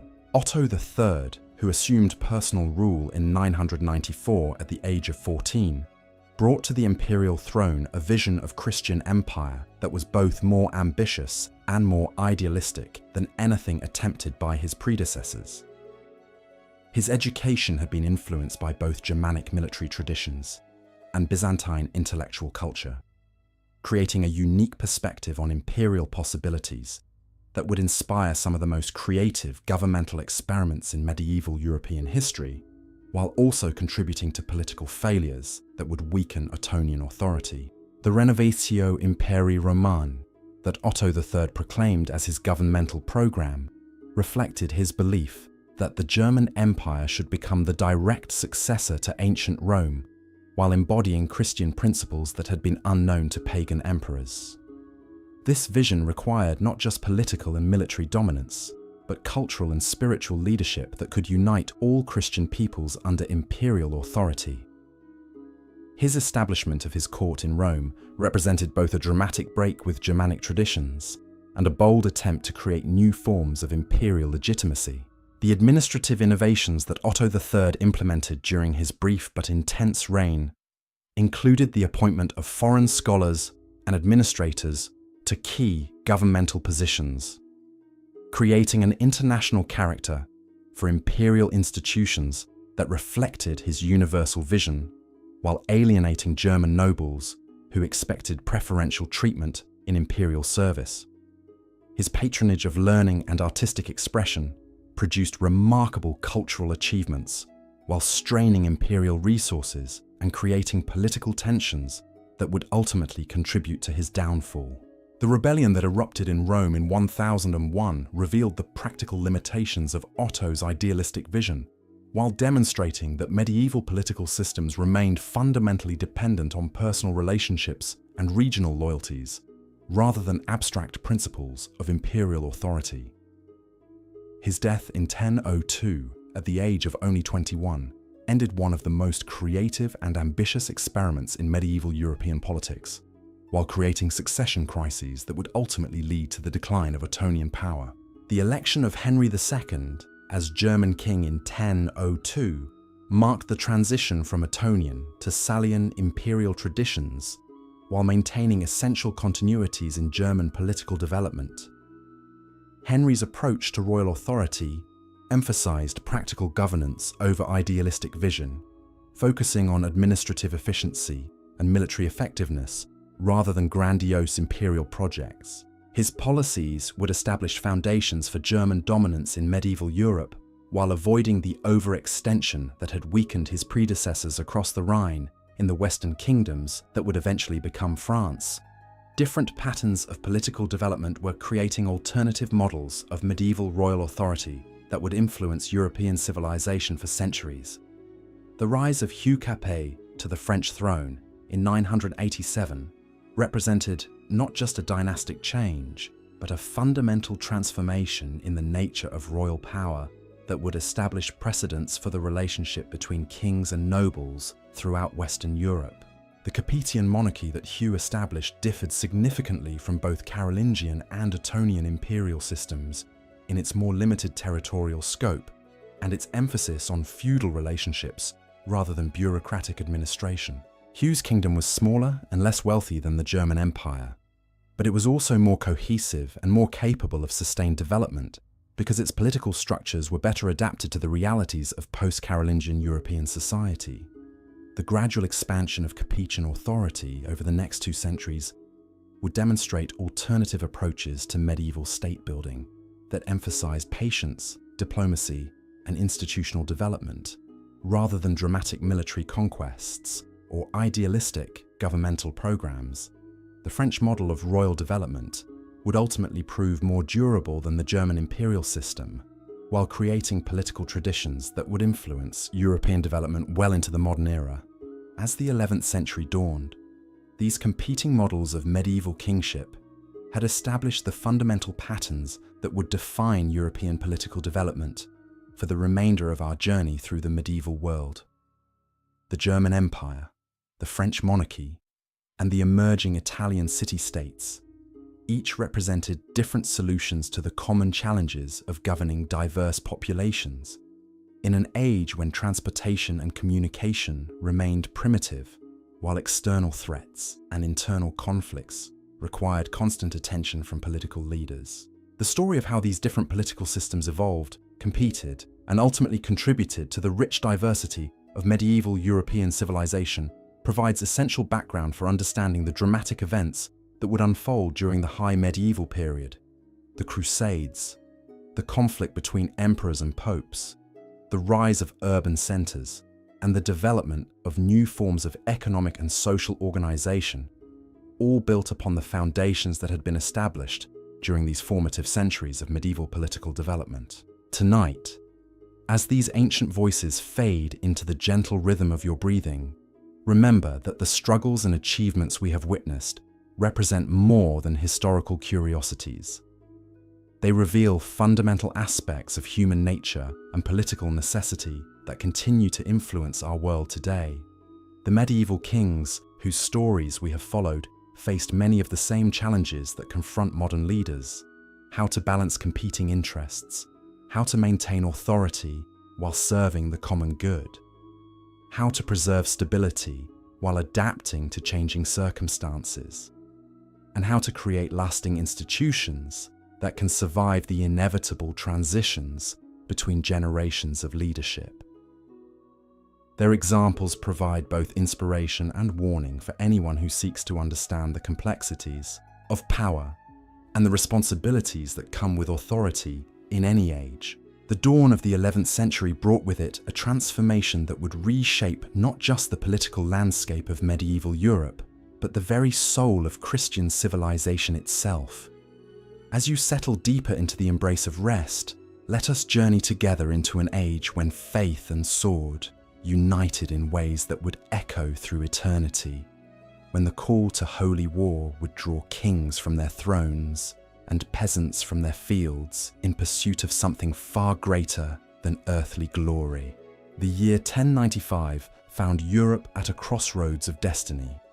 In the great Cathedral of Clermont, Pope Urban II rose before a gathered multitude of nobles, clergy, and common folk to deliver words that would ignite a fire across the continent. His message was simple yet revolutionary. The holy places of Christendom lay under the dominion of infidel forces, and it was the sacred duty of every Christian knight to take up arms in their liberation. But this was more than a call to war. It was an invitation to transformation, a chance for warriors accustomed to fighting for land and gold to battle instead for the salvation of their very souls. The response was immediate and overwhelming. From every corner of Europe, men began sewing red crosses onto their garments, taking solemn vows to journey to the distant lands where Christ himself had walked. Kings abandoned their courts, nobles mortgaged their estates, and common soldiers sold everything they possessed to fund expeditions that would carry them thousands of miles from home toward an uncertain fate in foreign deserts and mountains. Among the first to answer this sacred summons was Godfrey of Bouillon, Duke of Lower Lorraine, whose very name would become synonymous with crusading virtue. Unlike many of his contemporaries who saw the expedition as an opportunity for territorial gain or political advancement, Godfrey appears to have been motivated by genuine religious conviction. He sold his vast estates to finance his journey, demonstrating a level of personal sacrifice that would inspire followers throughout the long and dangerous march to Jerusalem. The army that Godfrey assembled represented a fascinating cross-section of medieval European society. Alongside seasoned knights and professional soldiers marched craftsmen and farmers, younger sons seeking their fortunes, and older men hoping to atone for past sins. Women accompanied the expedition as well, some as wives and servants, others as pilgrims in their own right, all united by the shared belief that they were participating in the most important enterprise of their age. The logistical challenges of moving such a massive force across thousands of miles of hostile territory were staggering by any standard, but particularly so in an age when military campaigns rarely extended beyond a single fighting season and seldom ventured far from familiar lands. The crusading armies had to traverse the Byzantine Empire, whose Greek Orthodox inhabitants viewed these Western warriors with suspicion and sometimes outright hostility. Despite their shared Christian faith, Emperor Alexios Komnenos, who had originally requested papal assistance against Muslim expansion in Anatolia, found himself overwhelmed by the scale of the Western response to Urban's call. The disciplined knights and nobles who arrived at Constantinople were impressive enough, but they were preceded by waves of less organized pilgrims whose enthusiasm far exceeded their military capabilities or diplomatic sophistication. The tragic fate of the People's Crusade, led by the charismatic preacher Peter the Hermit, provided a sobering preview of the difficulties that lay ahead. The crossing into Asia Minor marked the beginning of the Crusaders' education in the realities of Eastern warfare and the challenges of fighting in unfamiliar terrain against enemies whose tactics and equipment differed dramatically from anything they had previously encountered. The Seljuk Turks, who controlled much of Anatolia, were superb horsemen whose mobility and archery skills gave them significant advantages over European knights trained for close combat between heavily armoured opponents. The siege of Nicaea in 1097 demonstrated both the strengths and limitations of crusading armies when confronted with sophisticated fortifications defended by determined garrisons. The city's walls had been built according to Byzantine engineering principles that made them nearly impregnable to direct assault, requiring the Crusaders to employ siege techniques that many of them had never previously used. The eventual fall of the city came not through military conquest, but through Byzantine diplomatic intervention. A reminder that success in the East would require more than simple martial prowess. The march across Anatolia tested every aspect of crusading organization and morale, as the armies struggled through harsh terrain under constant harassment from Turkish forces who avoided decisive battle while inflicting steady casualties through hit-and-run attacks. The extreme heat, lack of water, and unfamiliar diseases took a terrible toll on men and animals alike, while the psychological pressure of operating so far from home in hostile territory strained the bonds of fellowship and common purpose that held the expedition together.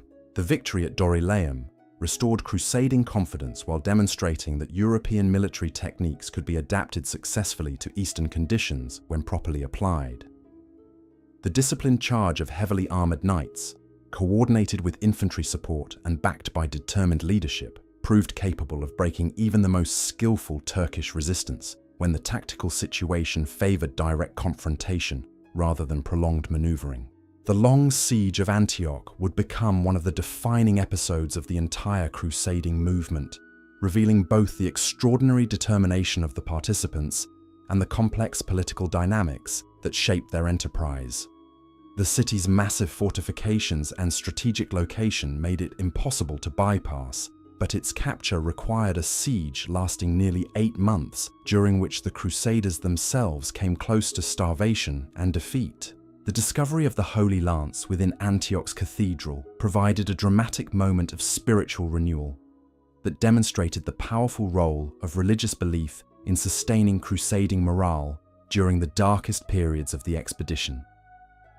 Whether the relic was genuine or fabricated by desperate clergy seeking to inspire their followers mattered less than its psychological impact on men who desperately needed reasons to continue their seemingly impossible quest.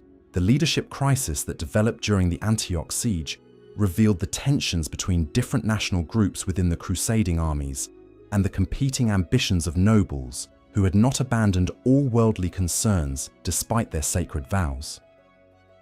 The dispute between Bohemond of Taranto and Raymond of Toulouse over control of the conquered city would establish patterns of political conflict that would plague crusading enterprises for centuries to come. The final approach to Jerusalem in 1099 represented the culmination of 3 years of extraordinary hardship and sacrifice, but it also marked the beginning of the most controversial phase of the entire crusading enterprise. The siege of the Holy City itself was relatively brief, lasting only 5 weeks, but the massacre that followed its capture would stain the crusading reputation for generations and create lasting animosity between Christian and Muslim populations throughout the Eastern Mediterranean. The establishment of the Crusader states in the aftermath of Jerusalem's conquest created an entirely new chapter in medieval political development, as European nobles attempted to create functioning governmental systems in territories whose populations, laws, and customs were entirely foreign to their experience. The Kingdom of Jerusalem, the Principality of Antioch, the County of Edessa, and the County of Tripoli each represented unique experiments in cross-cultural governance that would influence medieval political thought far beyond their limited geographical boundaries. Godfrey of Bouillon's decision to refuse the title of king in the city where Christ had worn a crown of thorns demonstrated the complex relationship between worldly ambition and spiritual devotion that characterized the best crusading leaders. His adoption of the title Defender of the Holy Sepulchre reflected a genuine attempt to balance practical political necessity with religious humility, creating precedents for Christian rulership that would influence European concepts of royal responsibility for centuries. The military orders that emerged during this period represented perhaps the most innovative institutional development of the entire crusading movement.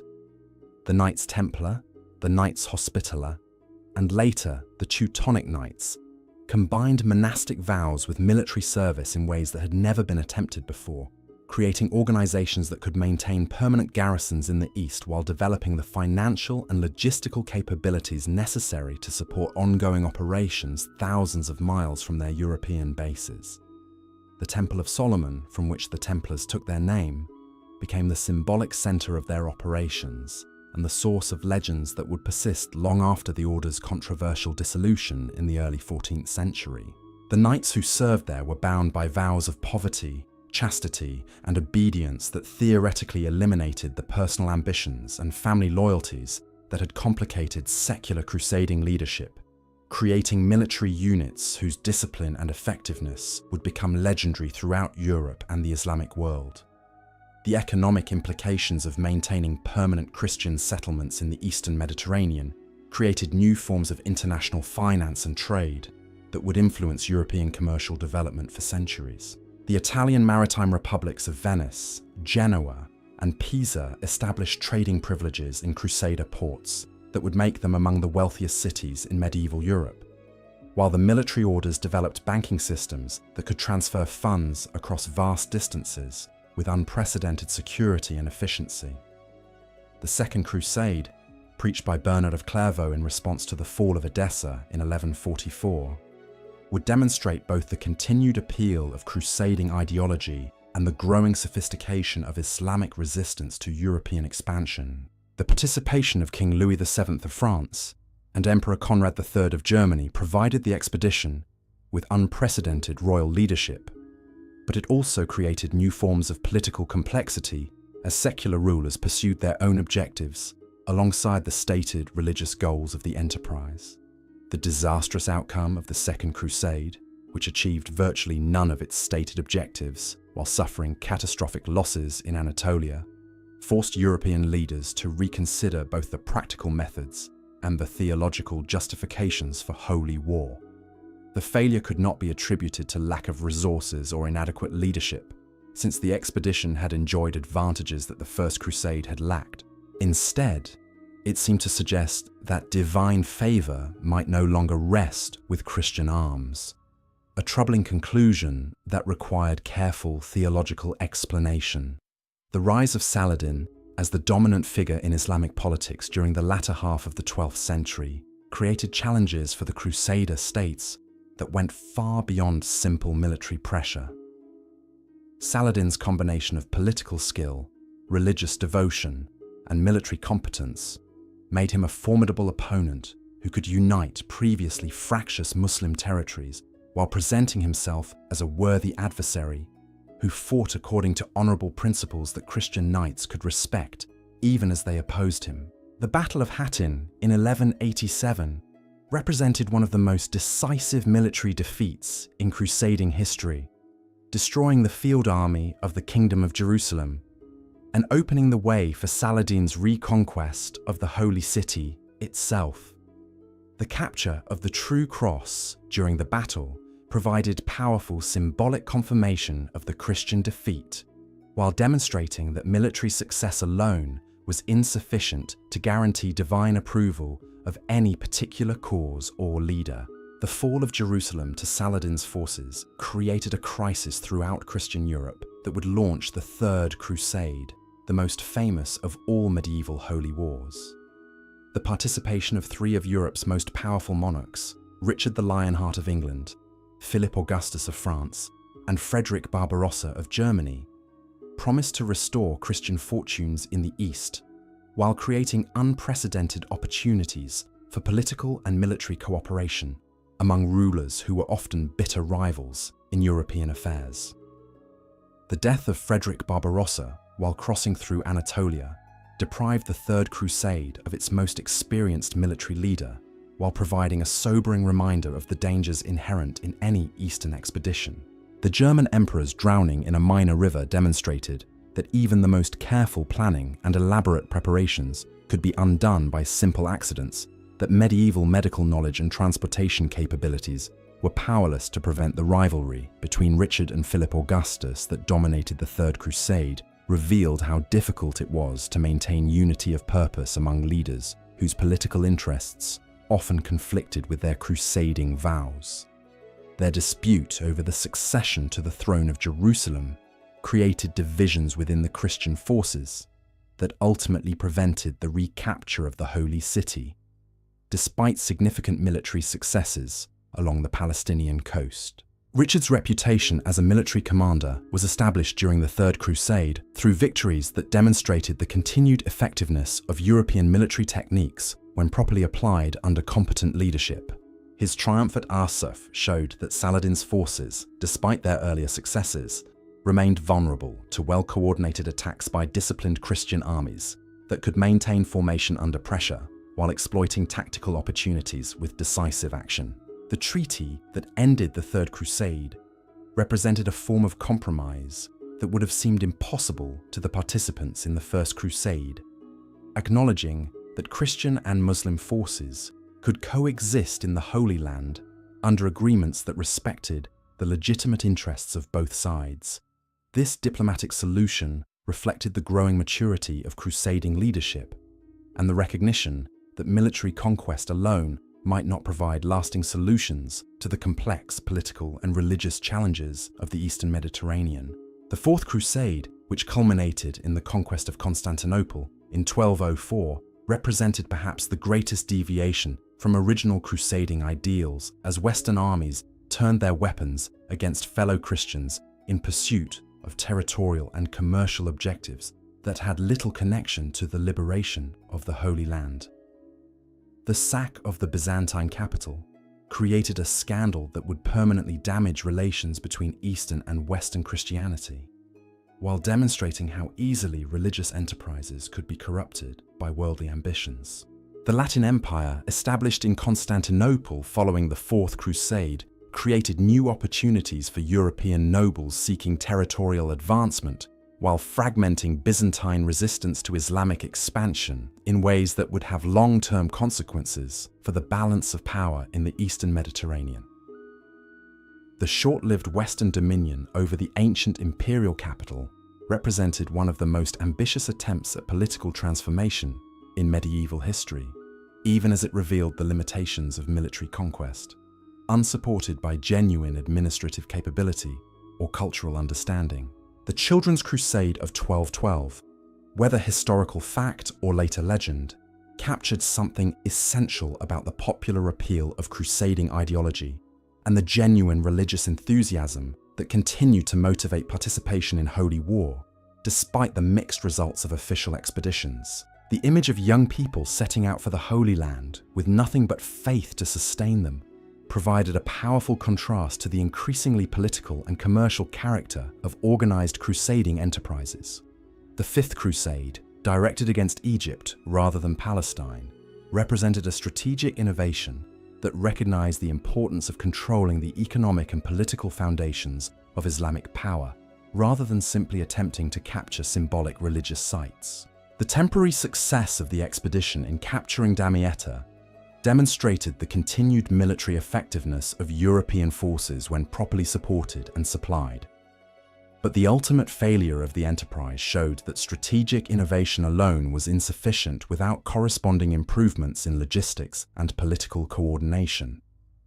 The remarkable career of Frederick II during the Sixth Crusade illustrated both the possibilities and the limitations of diplomacy as an alternative to military conquest in achieving crusading objectives. His success in negotiating the return of Jerusalem through treaty rather than siege demonstrated that intelligent leadership could accomplish through negotiation what military force had failed to achieve. But his controversial methods and complex political situation ensured that his diplomatic triumph would be short-lived. The final loss of the Crusader states during the latter half of the 13th century marked the end of an era that had shaped European consciousness for nearly 2 centuries. The fall of Acre in 1291 eliminated the last major Christian stronghold in the Holy Land, but the crusading ideal would continue to influence European political and religious thought long after the practical objectives of the movement had been abandoned. The military orders that had emerged during the height of crusading success found new purposes in different theatres of operation, as the focus of holy war shifted from the Eastern Mediterranean to other frontiers of Christian expansion. The Teutonic Knights redirected their efforts toward the conquest and conversion of pagan peoples in the Baltic region, while the Iberian military orders continued their participation in the Reconquista that would eventually drive Islamic forces from the entire Iberian Peninsula. The intellectual and cultural exchanges that occurred during the Crusading period created lasting connections between European and Islamic civilization that influenced medieval development in ways that extended far beyond military and political affairs. The translation of classical philosophical and scientific texts from Arabic into Latin provided European scholars with access to knowledge that had been lost in the West for centuries, contributing to the intellectual renaissance that would transform European universities and scholarly traditions. The economic networks established to support crusading enterprises created new forms of international commerce and banking that would outlast the military expeditions themselves, while contributing to the commercial revolution that transformed medieval European society. The Italian maritime cities that had profited from transporting crusaders and supplies would use their accumulated wealth and expertise to dominate Mediterranean trade for centuries, while the financial techniques developed by military orders would influence European banking practices well into the modern era. The architectural legacy of the crusading period can still be seen today in the massive fortifications that dot the landscape of the Eastern Mediterranean, testimony to the engineering skills and defensive innovations that emerged from 2 centuries of conflict between Christian and Islamic forces. Crac de Chevalier and other Crusader castles represented the pinnacle of medieval military architecture, while demonstrating the resources and determination that European settlers invested in their attempt to create permanent Christian dominion over the Holy Land. The literary traditions that emerged from crusading experiences enriched European culture with new forms of narrative and poetic expression that would influence artistic development for centuries. The chansons de geste that celebrated crusading heroes provided models for vernacular literature that helped establish national literary traditions, while the chronicles written by participants in the expeditions created historical narratives that combined religious interpretation with eyewitness observation in ways that would influence European historical writing throughout the medieval period. As the 13th century drew to a close and the last Crusader strongholds fell to Islamic forces, medieval Europe found itself transformed by 2 centuries of holy war that had reshaped everything from military technology to international finance, from religious thought to artistic expression. The failure to maintain permanent Christian control over the Holy Land did not negate the profound impact that crusading enterprises had exercised on European development, creating institutions, ideas, and cultural patterns that would continue to influence Western civilization long after the military objectives of the movement had been abandoned. Tonight, as these echoes of ancient battles fade into the gentle silence of approaching sleep, remember that the crusading ideal represented more than simple military conquest or religious fanaticism. It embodied medieval Europe's attempt to unite spiritual aspiration with worldly action, to transform the violence that characterized feudal society into service of transcendent purposes, and to create forms of international cooperation that could transcend the narrow boundaries of local loyalties and tribal identities. The Crusades failed in their immediate objectives, but they succeeded in demonstrating human capacity for extraordinary sacrifice in service of ideals that extended beyond immediate self-interest. The knights who took the cross and journeyed to distant lands in service of their faith were neither perfect heroes nor simple villains, but complex individuals whose motivations combined genuine religious devotion with worldly ambition, whose actions reflected both the highest aspirations and the deepest flaws of medieval Christian civilization. Their stories remind us that human beings in every age struggle to balance competing loyalties and conflicting values, seeking ways to serve purposes greater than themselves while remaining true to the practical necessities of survival and success in an often hostile world. The twilight years of the crusading era witnessed the emergence of new forms of medieval kingship that would define European political development for centuries to come. As the 13th century unfolded, monarchs across the continent began to consolidate power in ways that their predecessors could scarcely have imagined, building administrative systems and legal frameworks that would transform the very nature of royal authority. In England, the reign of Edward I, who ascended the throne in 1272, exemplified this evolution toward more sophisticated forms of governmental organization.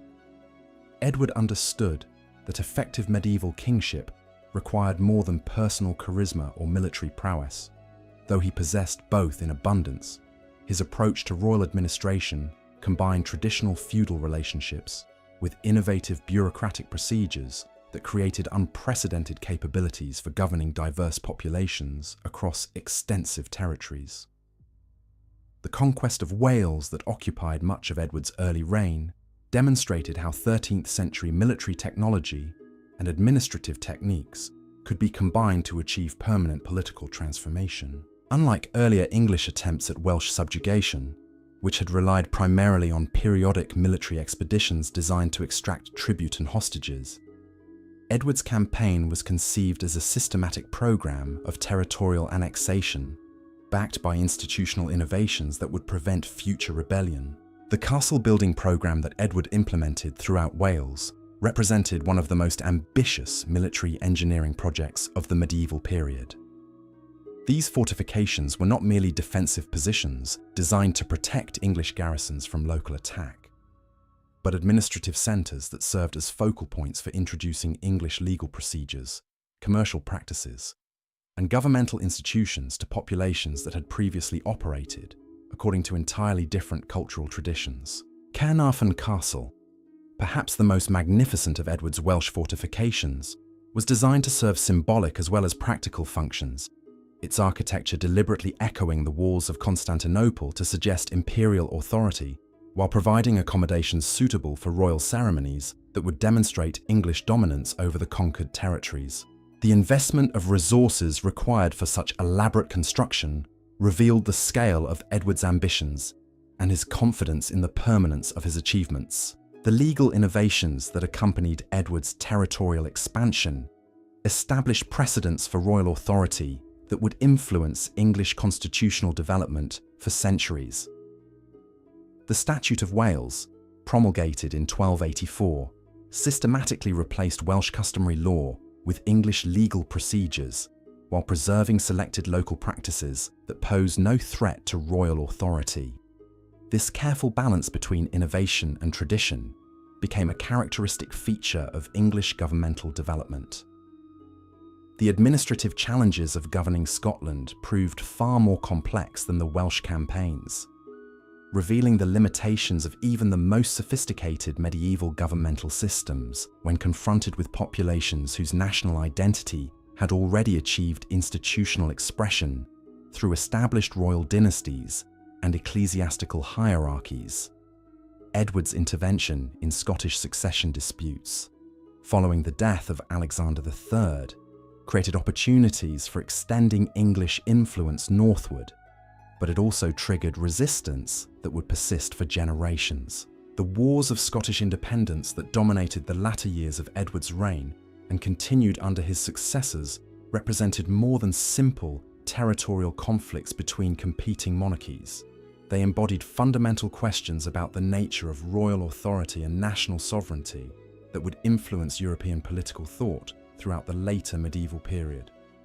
The Scottish insistence on maintaining independent royal dignity, despite English military superiority, established precedents for resistance to imperial domination that would inspire similar movements throughout Europe. William Wallace's victory over English forces at Stirling Bridge in 1297 demonstrated that sophisticated military technology and professional armies could still be defeated by opponents who possessed superior knowledge of local terrain, combined with desperate determination to preserve their political independence. The tactical innovations employed by Scottish forces, including the effective use of schiltron formations against English heavy cavalry, influenced military development throughout medieval Europe. The subsequent career of Robert Bruce illustrated how medieval political leadership could combine traditional feudal relationships with emerging concepts of national kingship to create new forms of governmental legitimacy. Bruce's transformation from English vassal to Scottish national hero required not just military skill and personal courage, but genuine understanding of the cultural and institutional foundations that could sustain independent royal authority in the face of overwhelming external pressure. The Declaration of Arbroath, issued by Scottish nobles in 1320, articulated concepts of popular sovereignty and conditional royal authority that were centuries ahead of their time, establishing principles that would later influence constitutional development throughout Europe. The document's assertion that kings ruled by consent of their subjects rather than divine right alone challenged fundamental assumptions about medieval political organization while providing theoretical justification for resistance to tyrannical authority. The French monarchy during this same period was developing alternative approaches to royal consolidation that emphasized legal sophistication and administrative efficiency rather than military conquest alone. Philip IV, known as Philip the Fair, who ruled from 1285 to 1314, created governmental innovations that would establish France as the most administratively advanced kingdom in medieval Europe, while demonstrating new possibilities for royal authority over traditional feudal hierarchies. The conflict between Philip and Pope Boniface VIII over royal taxation of ecclesiastical property represented one of the defining moments in the medieval struggle between secular and spiritual authority. Philip's successful resistance to papal claims of temporal supremacy established precedents for royal independence from ecclesiastical interference that would influence European political development for centuries, while demonstrating that medieval kings could challenge even the most fundamental assumptions about religious authority when their vital interests were at stake. The establishment of the Estates General in 1302 represented Philip's recognition that effective royal government required some form of consultation with representatives of different social groups, even as he worked systematically to strengthen monarchical authority at the expense of feudal autonomy. This careful balance between centralization and consultation became a characteristic feature of French governmental development that distinguished it from both English parliamentary traditions and German imperial practices. The suppression of the Knights Templar between 1307 and 1314 revealed the extent to which royal authority had evolved since the height of the crusading period. As Philip successfully challenged one of the most powerful international organizations of medieval Europe through coordinated legal and propaganda campaigns that demonstrated new capabilities for royal administration. The charges brought against the Templars, whether genuine or fabricated, illustrated how medieval political leaders had learned to use accusations of heresy and moral corruption as weapons against opponents who might otherwise have proved invulnerable to conventional forms of pressure. The economic innovations that accompanied these political developments created new sources of royal revenue that reduced traditional dependence on feudal obligations and military service. The expansion of royal taxation, the development of more sophisticated commercial law, and the establishment of royal monopolies over certain forms of economic activity provided medieval monarchs with unprecedented financial resources, while creating new relationships between rulers and subjects that went far beyond traditional feudal bonds. The Italian peninsula during this period witnessed the emergence of entirely different forms of political organization that challenged conventional assumptions about medieval governmental structures. The city-states that dominated northern and central Italy had developed republican institutions and commercial practices that provided alternatives to both feudal hierarchy and monarchical authority, creating models of urban governance that would influence European political thought for centuries. Venice, perhaps the most successful of these urban republics, had created governmental institutions that combined oligarchic control with remarkably effective administrative procedures, enabling a relatively small city to exercise commercial and political influence throughout the Mediterranean world. The Venetian system of electing doges through complex procedures designed to prevent corruption, while ensuring competent leadership, provided models for republican governance that would later influence constitutional development in other European contexts. The Papal States represented yet another form of medieval political organization, as successive popes worked to create effective temporal authority over territories whose spiritual and secular governance were theoretically unified under ecclesiastical leadership. The challenges of governing diverse populations, according to both religious principles and practical political necessities, created unique institutional innovations that influenced both church administration and secular governmental development. The Avignon papacy, which began in 1309 when Clement V established his court in southern France rather than Rome, represented one of the most dramatic transformations in medieval ecclesiastical politics, while revealing the growing influence of national monarchies over international religious institutions. The papal court's residence under French protection created new opportunities for royal influence over church policies, while generating criticism from throughout Europe about the compromise of papal independence. The Great Western Schism that began in 1378, when rival papal claimants established competing courts in Rome and Avignon, created unprecedented challenges for European political leaders who found themselves forced to choose between competing claims to spiritual authority. The resolution of this crisis through the Council of Constance established new precedents for ecclesiastical governance, while demonstrating that even the most fundamental religious institutions could be reformed through careful political negotiation and institutional innovation. The emergence of new forms of warfare during the 14th century reflected broader changes in European society that were transforming traditional relationships between social classes and governmental institutions. The increasing effectiveness of infantry forces armed with crossbows and later firearms challenged the military dominance of heavily armored cavalry, while creating new opportunities for common soldiers to achieve social advancement through military service. The 100 Years' War between England and France, which began in 1337, represented more than a dynastic dispute between competing royal houses. It embodied fundamental questions about national identity, governmental legitimacy, and the proper relationship between rulers and subjects that would influence European political development for centuries. The conflict's duration and intensity required both kingdoms to develop new forms of military organization, taxation, and administrative coordination that transformed their governmental capabilities. The English victories at Crécy, Poitiers, and Agincourt demonstrated the tactical superiority of English military innovations, while revealing the limitations of traditional French feudal military organization. The effectiveness of English longbowmen against French heavy cavalry illustrated how technological and tactical innovations could overcome apparent disadvantages in resources and numerical strength when properly applied under competent leadership. The emergence of Joan of Arc as a decisive figure in French resistance to English occupation represented one of the most remarkable examples of individual charisma influencing medieval political development.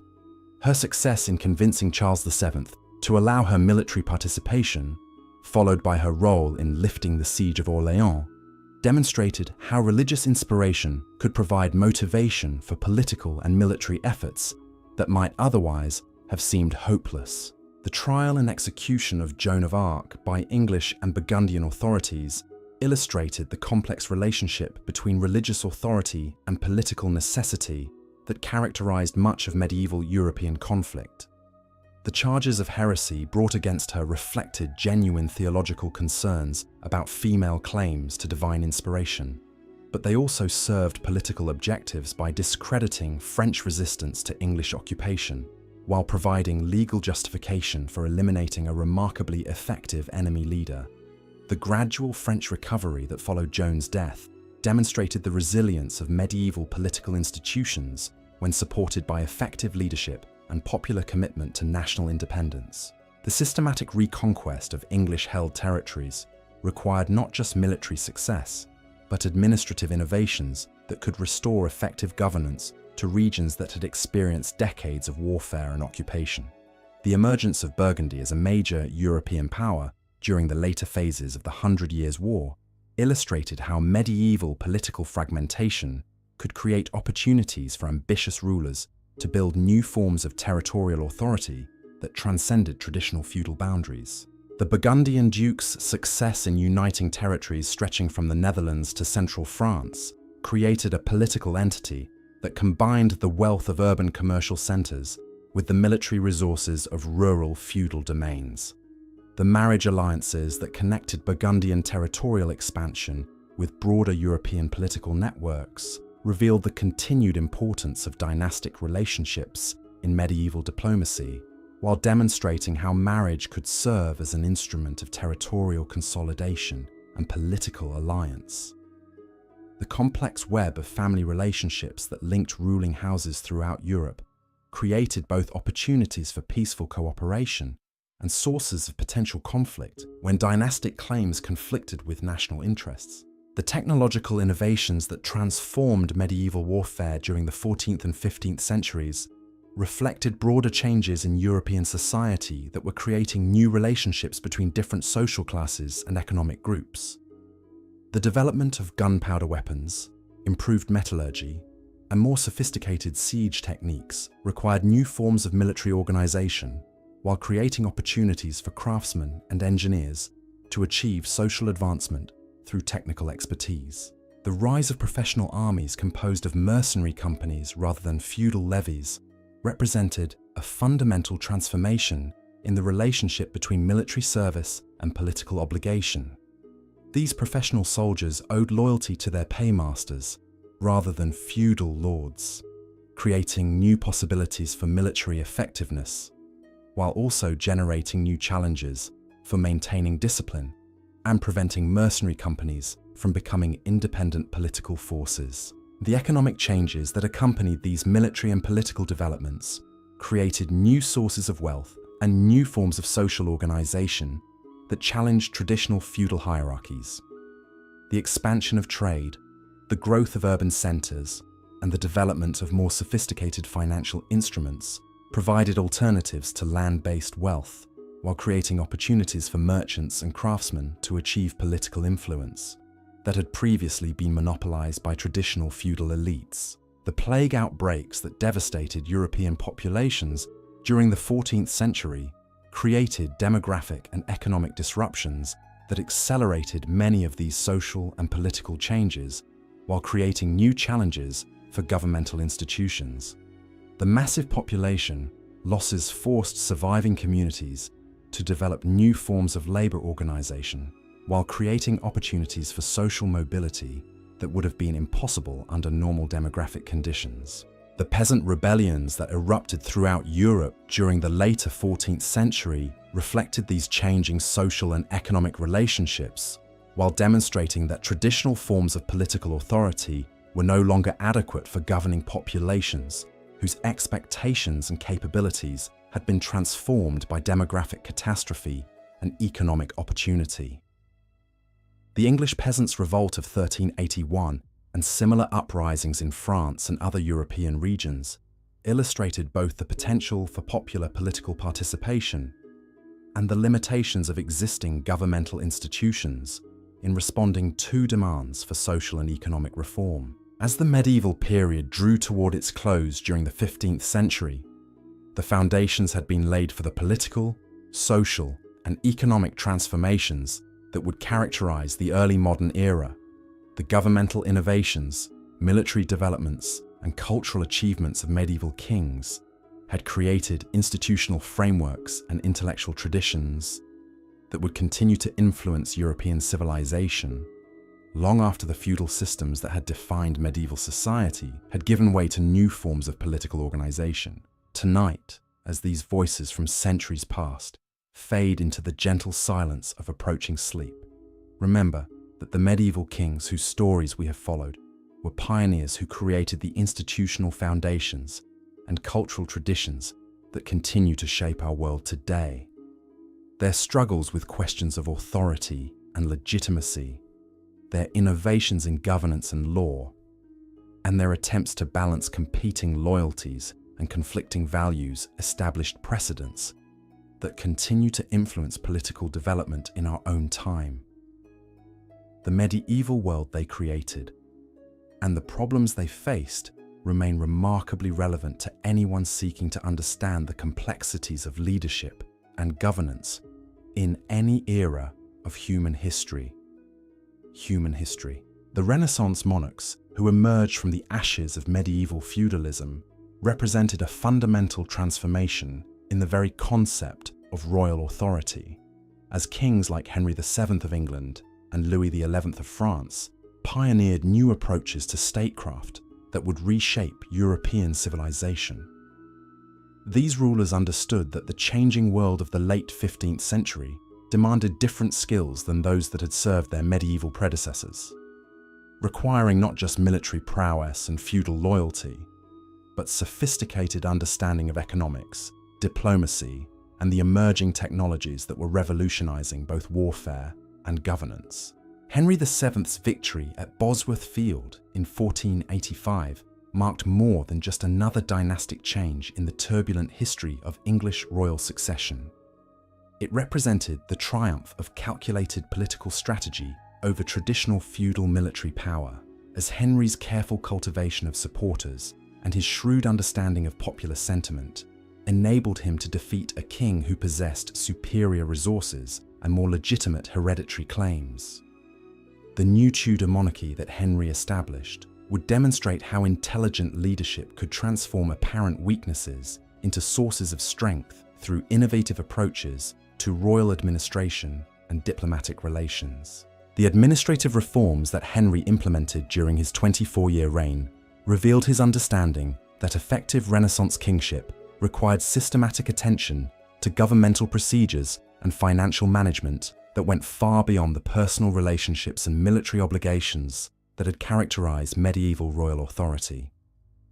His creation of new bureaucratic institutions, his careful monitoring of royal revenues, and his systematic approach to legal reform established precedents for royal governance that would influence English political development for centuries, while demonstrating new possibilities for monarchical authority in an increasingly complex world. Henry's approach to managing noble opposition illustrated the sophisticated political calculations that characterized Renaissance statecraft, as he combined traditional methods of reward and punishment with innovative techniques for monitoring potential threats and preventing conspiracies before they could mature into actual rebellions.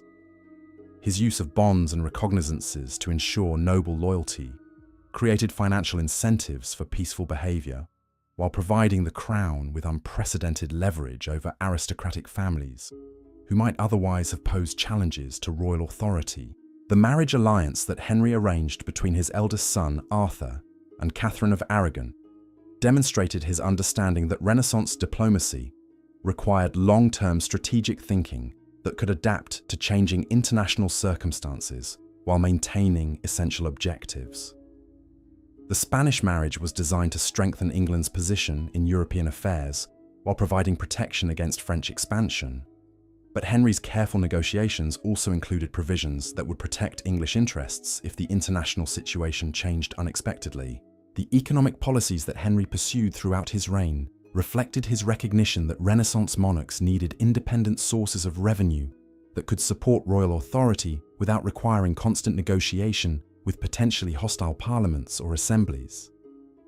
His encouragement of trade and commerce, his systematic exploitation of feudal revenues, and his careful management of royal estates created financial resources that enabled him to maintain effective government while avoiding the fiscal crises that had weakened many of his predecessors. The death of Prince Arthur in 1502 created succession challenges that tested Henry's political skills while revealing the complex calculations required for maintaining dynastic stability in an age when royal authority was becoming increasingly institutionalized, but remained fundamentally dependent on individual leadership and family continuity. Henry's decision to arrange Arthur's widow's marriage to his surviving son Henry demonstrated both his diplomatic sophistication and his understanding that Renaissance politics required flexibility in adapting to unexpected circumstances. The international situation that confronted Renaissance monarchs was far more complex than anything medieval kings had faced. as the emergence of powerful nation-states, the expansion of global trade networks, and the development of new military technologies created both opportunities and challenges that required entirely new forms of diplomatic and strategic thinking. The Italian wars that dominated European politics during the late 15th and early 16th centuries illustrated how traditional concepts of feudal obligation and territorial inheritance had become inadequate for managing conflicts that involved multiple kingdoms, sophisticated alliance systems, and military innovations that transformed the very nature of warfare. Charles VIII of France, whose invasion of Italy in 1494 initiated decades of international conflict, represented both the possibilities and the dangers inherent in Renaissance royal ambition. His campaign demonstrated that French military resources and organizational capabilities had reached levels that made major territorial expansion feasible, but his failure to consolidate his conquests revealed the limitations of traditional approaches to territorial acquisition in an age when effective governance required sophisticated administrative systems and genuine understanding of diverse populations and their particular needs and customs. The response of other European monarchs to French expansion illustrated how Renaissance diplomacy had evolved beyond medieval patterns of personal alliance and feudal obligation toward more systematic approaches to international relations that emphasized balance of power considerations and a long-term strategic planning. The League of Venice, that formed to resist French domination of Italy, included participants whose cooperation would have been impossible under traditional feudal systems, demonstrating new possibilities for international coordination, while revealing the complex calculations required for maintaining effective alliance systems. Maximilian I of Austria, whose long reign from 1493 to 1519 spanned the crucial transition from medieval to Renaissance political systems, exemplified both the opportunities and the challenges that confronted rulers during this transformative period. His inheritance of vast Habsburg territories provided him with unprecedented resources and strategic opportunities, but effective governance of domains stretching from the Netherlands to Central Europe required administrative innovations and diplomatic skills that went far beyond anything his medieval predecessors had needed to master.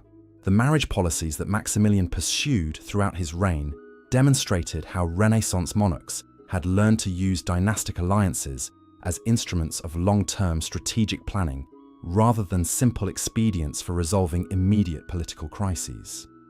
His arrangement of marriages linking Habsburg interests with Spanish, English, and other royal houses created a network of family relationships that would influence European politics for centuries, while establishing precedents for using matrimonial diplomacy as a systematic tool of international relations.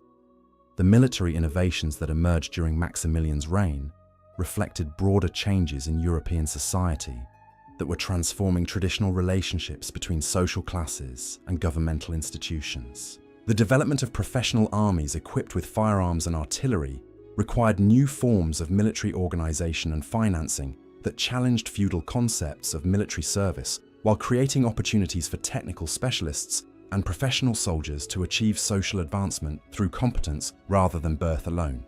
The Italian campaigns that occupied much of Maximilian's attention revealed both the possibilities and the limitations of Renaissance military technology when applied to the complex political and geographical challenges of Mediterranean warfare. His conflicts with French forces and Venetian armies demonstrated that traditional Germanic military advantages could be neutralized by opponents who possess superior knowledge of local conditions, combined with innovative tactical approaches adapted to Renaissance weapons and battlefield realities. Ferdinand and Isabella of Spain, whose joint reign from 1479 to 1516 created the foundations for Spanish global dominance, represented perhaps the most successful example of Renaissance royal partnership, demonstrating how effective cooperation between monarchs could achieve territorial unification and international expansion that would have been impossible for individual rulers operating independently. Their careful coordination of Castilian and Aragonese resources enabled them to complete the Reconquista, establish Spanish authority in the Americas, and emerge as major players in European diplomatic and military affairs. The conquest of Granada in 1492, which eliminated the last Muslim kingdom in Iberia, represented more than simple territorial expansion. It embodied new concepts of religious and political unity that would characterize Renaissance state building, while demonstrating how systematic military pressure combined with diplomatic isolation could achieve objectives that had eluded Spanish rulers for centuries. The careful planning and resource coordination required for the Granada campaign established precedents for Spanish military organization that would later enable global expansion and sustained international warfare. The expulsion of Jews from Spanish territories in 1492 illustrated the dark side of Renaissance state building, as Ferdinand and Isabella's pursuit of religious uniformity led to policies that eliminated productive populations while creating lasting damage to Spanish intellectual and economic development. Their decision reflected contemporary assumptions about the relationship between religious unity and political stability, but the long-term consequences would demonstrate the costs of prioritizing ideological conformity over practical considerations of economic and cultural diversity. The Spanish exploration and colonization of the Americas that began with Columbus's voyage in 1492 created entirely new challenges for Renaissance royal administration, as Ferdinand and Isabella found themselves governing territories whose geography, populations, and resources were entirely unlike anything European monarchs had previously encountered. The development of colonial administrative systems required innovations in law, governance, and economic organization that would influence European political thought for centuries, while creating new forms of international relationship based on systematic exploitation of distant territories and populations. The encomienda system that Spanish authorities established in the Americas represented an attempt to adapt feudal concepts of personal obligation and territorial control to colonial circumstances that bore little resemblance to European social and economic conditions. The system's evolution from theoretical protection of indigenous populations towards systematic exploitation revealed both the adaptability of European institutional forms and their tendency to serve the interests of dominant groups regardless of their stated humanitarian objectives. The wealth that flowed from American colonies to Spanish coffers created new possibilities for Renaissance royal power, while generating inflation and economic disruption that would ultimately weaken Spanish domestic development. The massive influx of precious metals enabled Spanish monarchs to finance military campaigns and diplomatic initiatives throughout Europe. But the failure to invest colonial wealth in productive domestic activities created long-term economic problems that would limit Spanish political effectiveness in later centuries.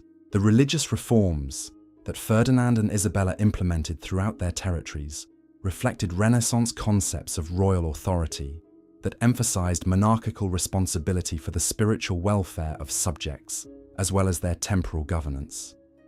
The establishment of the Spanish Inquisition represented an extreme application of these principles, creating institutional mechanisms for enforcing religious conformity that would influence European religious and political development for centuries, while demonstrating how Renaissance state building could enhance governmental capabilities for social control and cultural manipulation.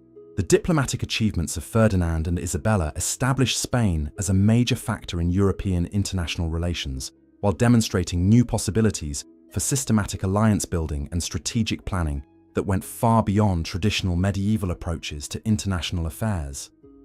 Their marriage alliances with Portugal, Austria, and England created networks of family relationships that would influence European politics for generations, while providing Spanish interests with protection against French expansion and other potential threats to Iberian security.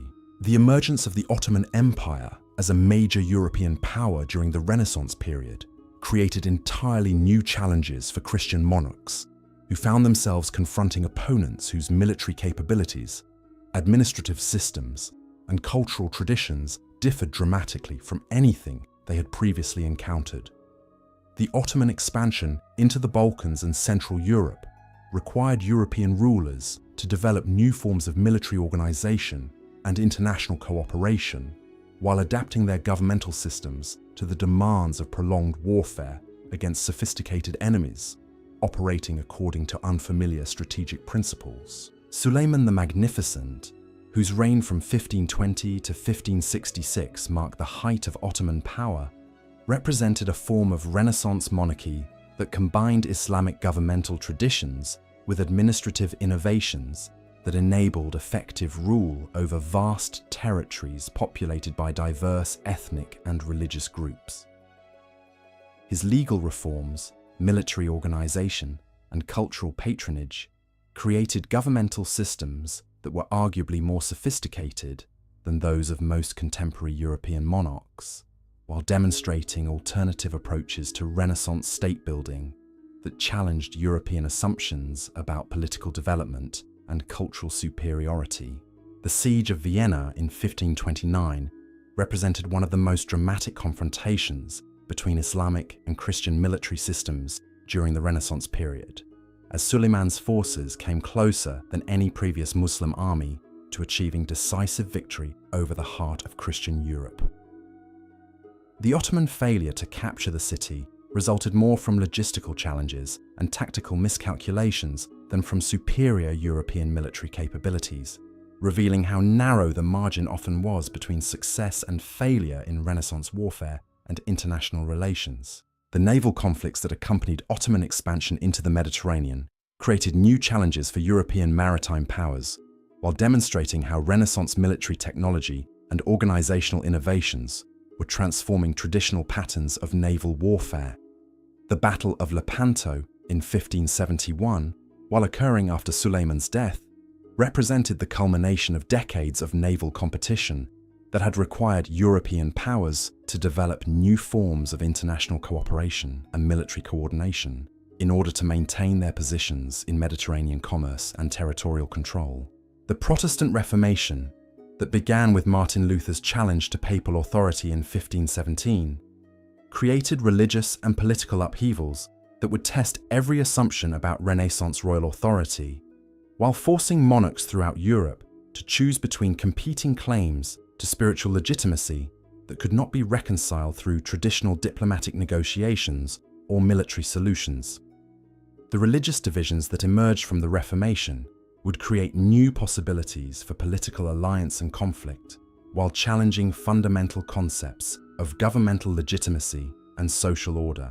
Charles V, who inherited the Spanish throne in 1516 and was elected Holy Roman Emperor in 1519, found himself ruling territories more extensive than any European monarch since Charlemagne, while confronting religious, political, and military challenges that required entirely new approaches to imperial governance and international relations. His attempts to maintain Catholic unity while governing populations that included growing Protestant minorities illustrated the complex calculations required for effective Renaissance statecraft, in an age when religious and political authority could no longer be assumed to support each other automatically. The wars that dominated Charles V's reign demonstrated both the possibilities and the limitations of Renaissance military power when applied to the complex political and geographical challenges of governing diverse territories, while maintaining effective resistance to multiple enemies operating on different fronts simultaneously. His conflicts with France, the Ottoman Empire, and German Protestant princes required forms of military organization and strategic planning that went far beyond anything his medieval predecessors had needed to master, while revealing how international warfare was becoming increasingly expensive and logistically complex. The abdication of Charles V in 1556, when he voluntarily relinquished his thrones to his son Philip and his brother Ferdinand, represented an unprecedented acknowledgement of the limitations of individual royal authority, in an age when governmental responsibilities had become too complex and extensive for any single ruler to manage effectively. His decision to divide his territories reflected practical recognition that Renaissance political systems required specialization and regional adaptation rather than universal imperial control, establishing precedents that would influence European political development for centuries. As the Renaissance period drew toward its close during the late 16th century, the monarchical systems that had emerged from medieval feudalism had demonstrated both their capacity for adaptation and their continued dependence on individual leadership capabilities and dynastic continuity. The governmental innovations, military developments, and cultural achievements of Renaissance kings had created new possibilities for royal authority while revealing new challenges that would continue to test European political systems throughout the early modern period and beyond. Tonight, as these echoes of Renaissance ambition and achievement fade into the gentle embrace of sleep, remember that the monarchs whose stories we have followed were pioneers who created new forms of political organization and international relationship that continue to influence our world today. Their struggles with questions of religious authority and political legitimacy, their innovations in governmental administration and military organization, and their attempts to balance competing demands from diverse populations established precedents that remain relevant to anyone seeking to understand the complexities of leadership and governance in our own interconnected and rapidly changing global society. The Renaissance world they created through their vision, determination, and political skill provides both inspiration and warning for contemporary leaders who face similar challenges in adapting traditional institutions to revolutionary changes in technology, economics, and social organization. And so, my friend, as the last echoes of these royal voices fade into the gentle darkness, we reach the end of our remarkable journey through 1,000 years of medieval and Renaissance kingship from Clovis the Frank, taking his first tentative steps toward Christian monarchy in the ruins of Roman Gaul, to the Renaissance princes who would reshape Europe with their grand ambitions and sophisticated statecraft. We have witnessed the extraordinary transformation of European civilization through the lives of the men who wore its crowns. These were not the fairy tale kings of legend, sitting serenely on golden thrones, dispensing wisdom and justice to grateful subjects. They were flesh and blood, human beings who struggled with the same fundamental challenges that face leaders in every age: how to balance competing interests, how to maintain authority while serving the greater good, how to create lasting institutions that can survive the inevitable transitions between generations. Their successes and failures shaped not just their own times, but continue to influence the political traditions, legal systems, and cultural values that define our world today. As you drift toward peaceful sleep, carry with you the understanding that history is not a collection of dusty facts and distant dates, but a living tapestry woven from countless individual choices, noble aspirations, and human struggles that connect us across the centuries. The medieval kings whose stories have filled this gentle hour faced challenges remarkably similar to those confronting leaders today, and their examples provide both inspiration and wisdom for anyone seeking to understand the complexities of power, responsibility, and the enduring human quest for justice and meaning. Sleep well, knowing that the threads of their remarkable stories continue to weave through the fabric of our own lives, connecting past to present in ways both seen and unseen. Until we meet again in another corner of history's vast and fascinating halls, may your dreams be filled with the echoes of ancient wisdom and the quiet satisfaction that comes from understanding our shared human story.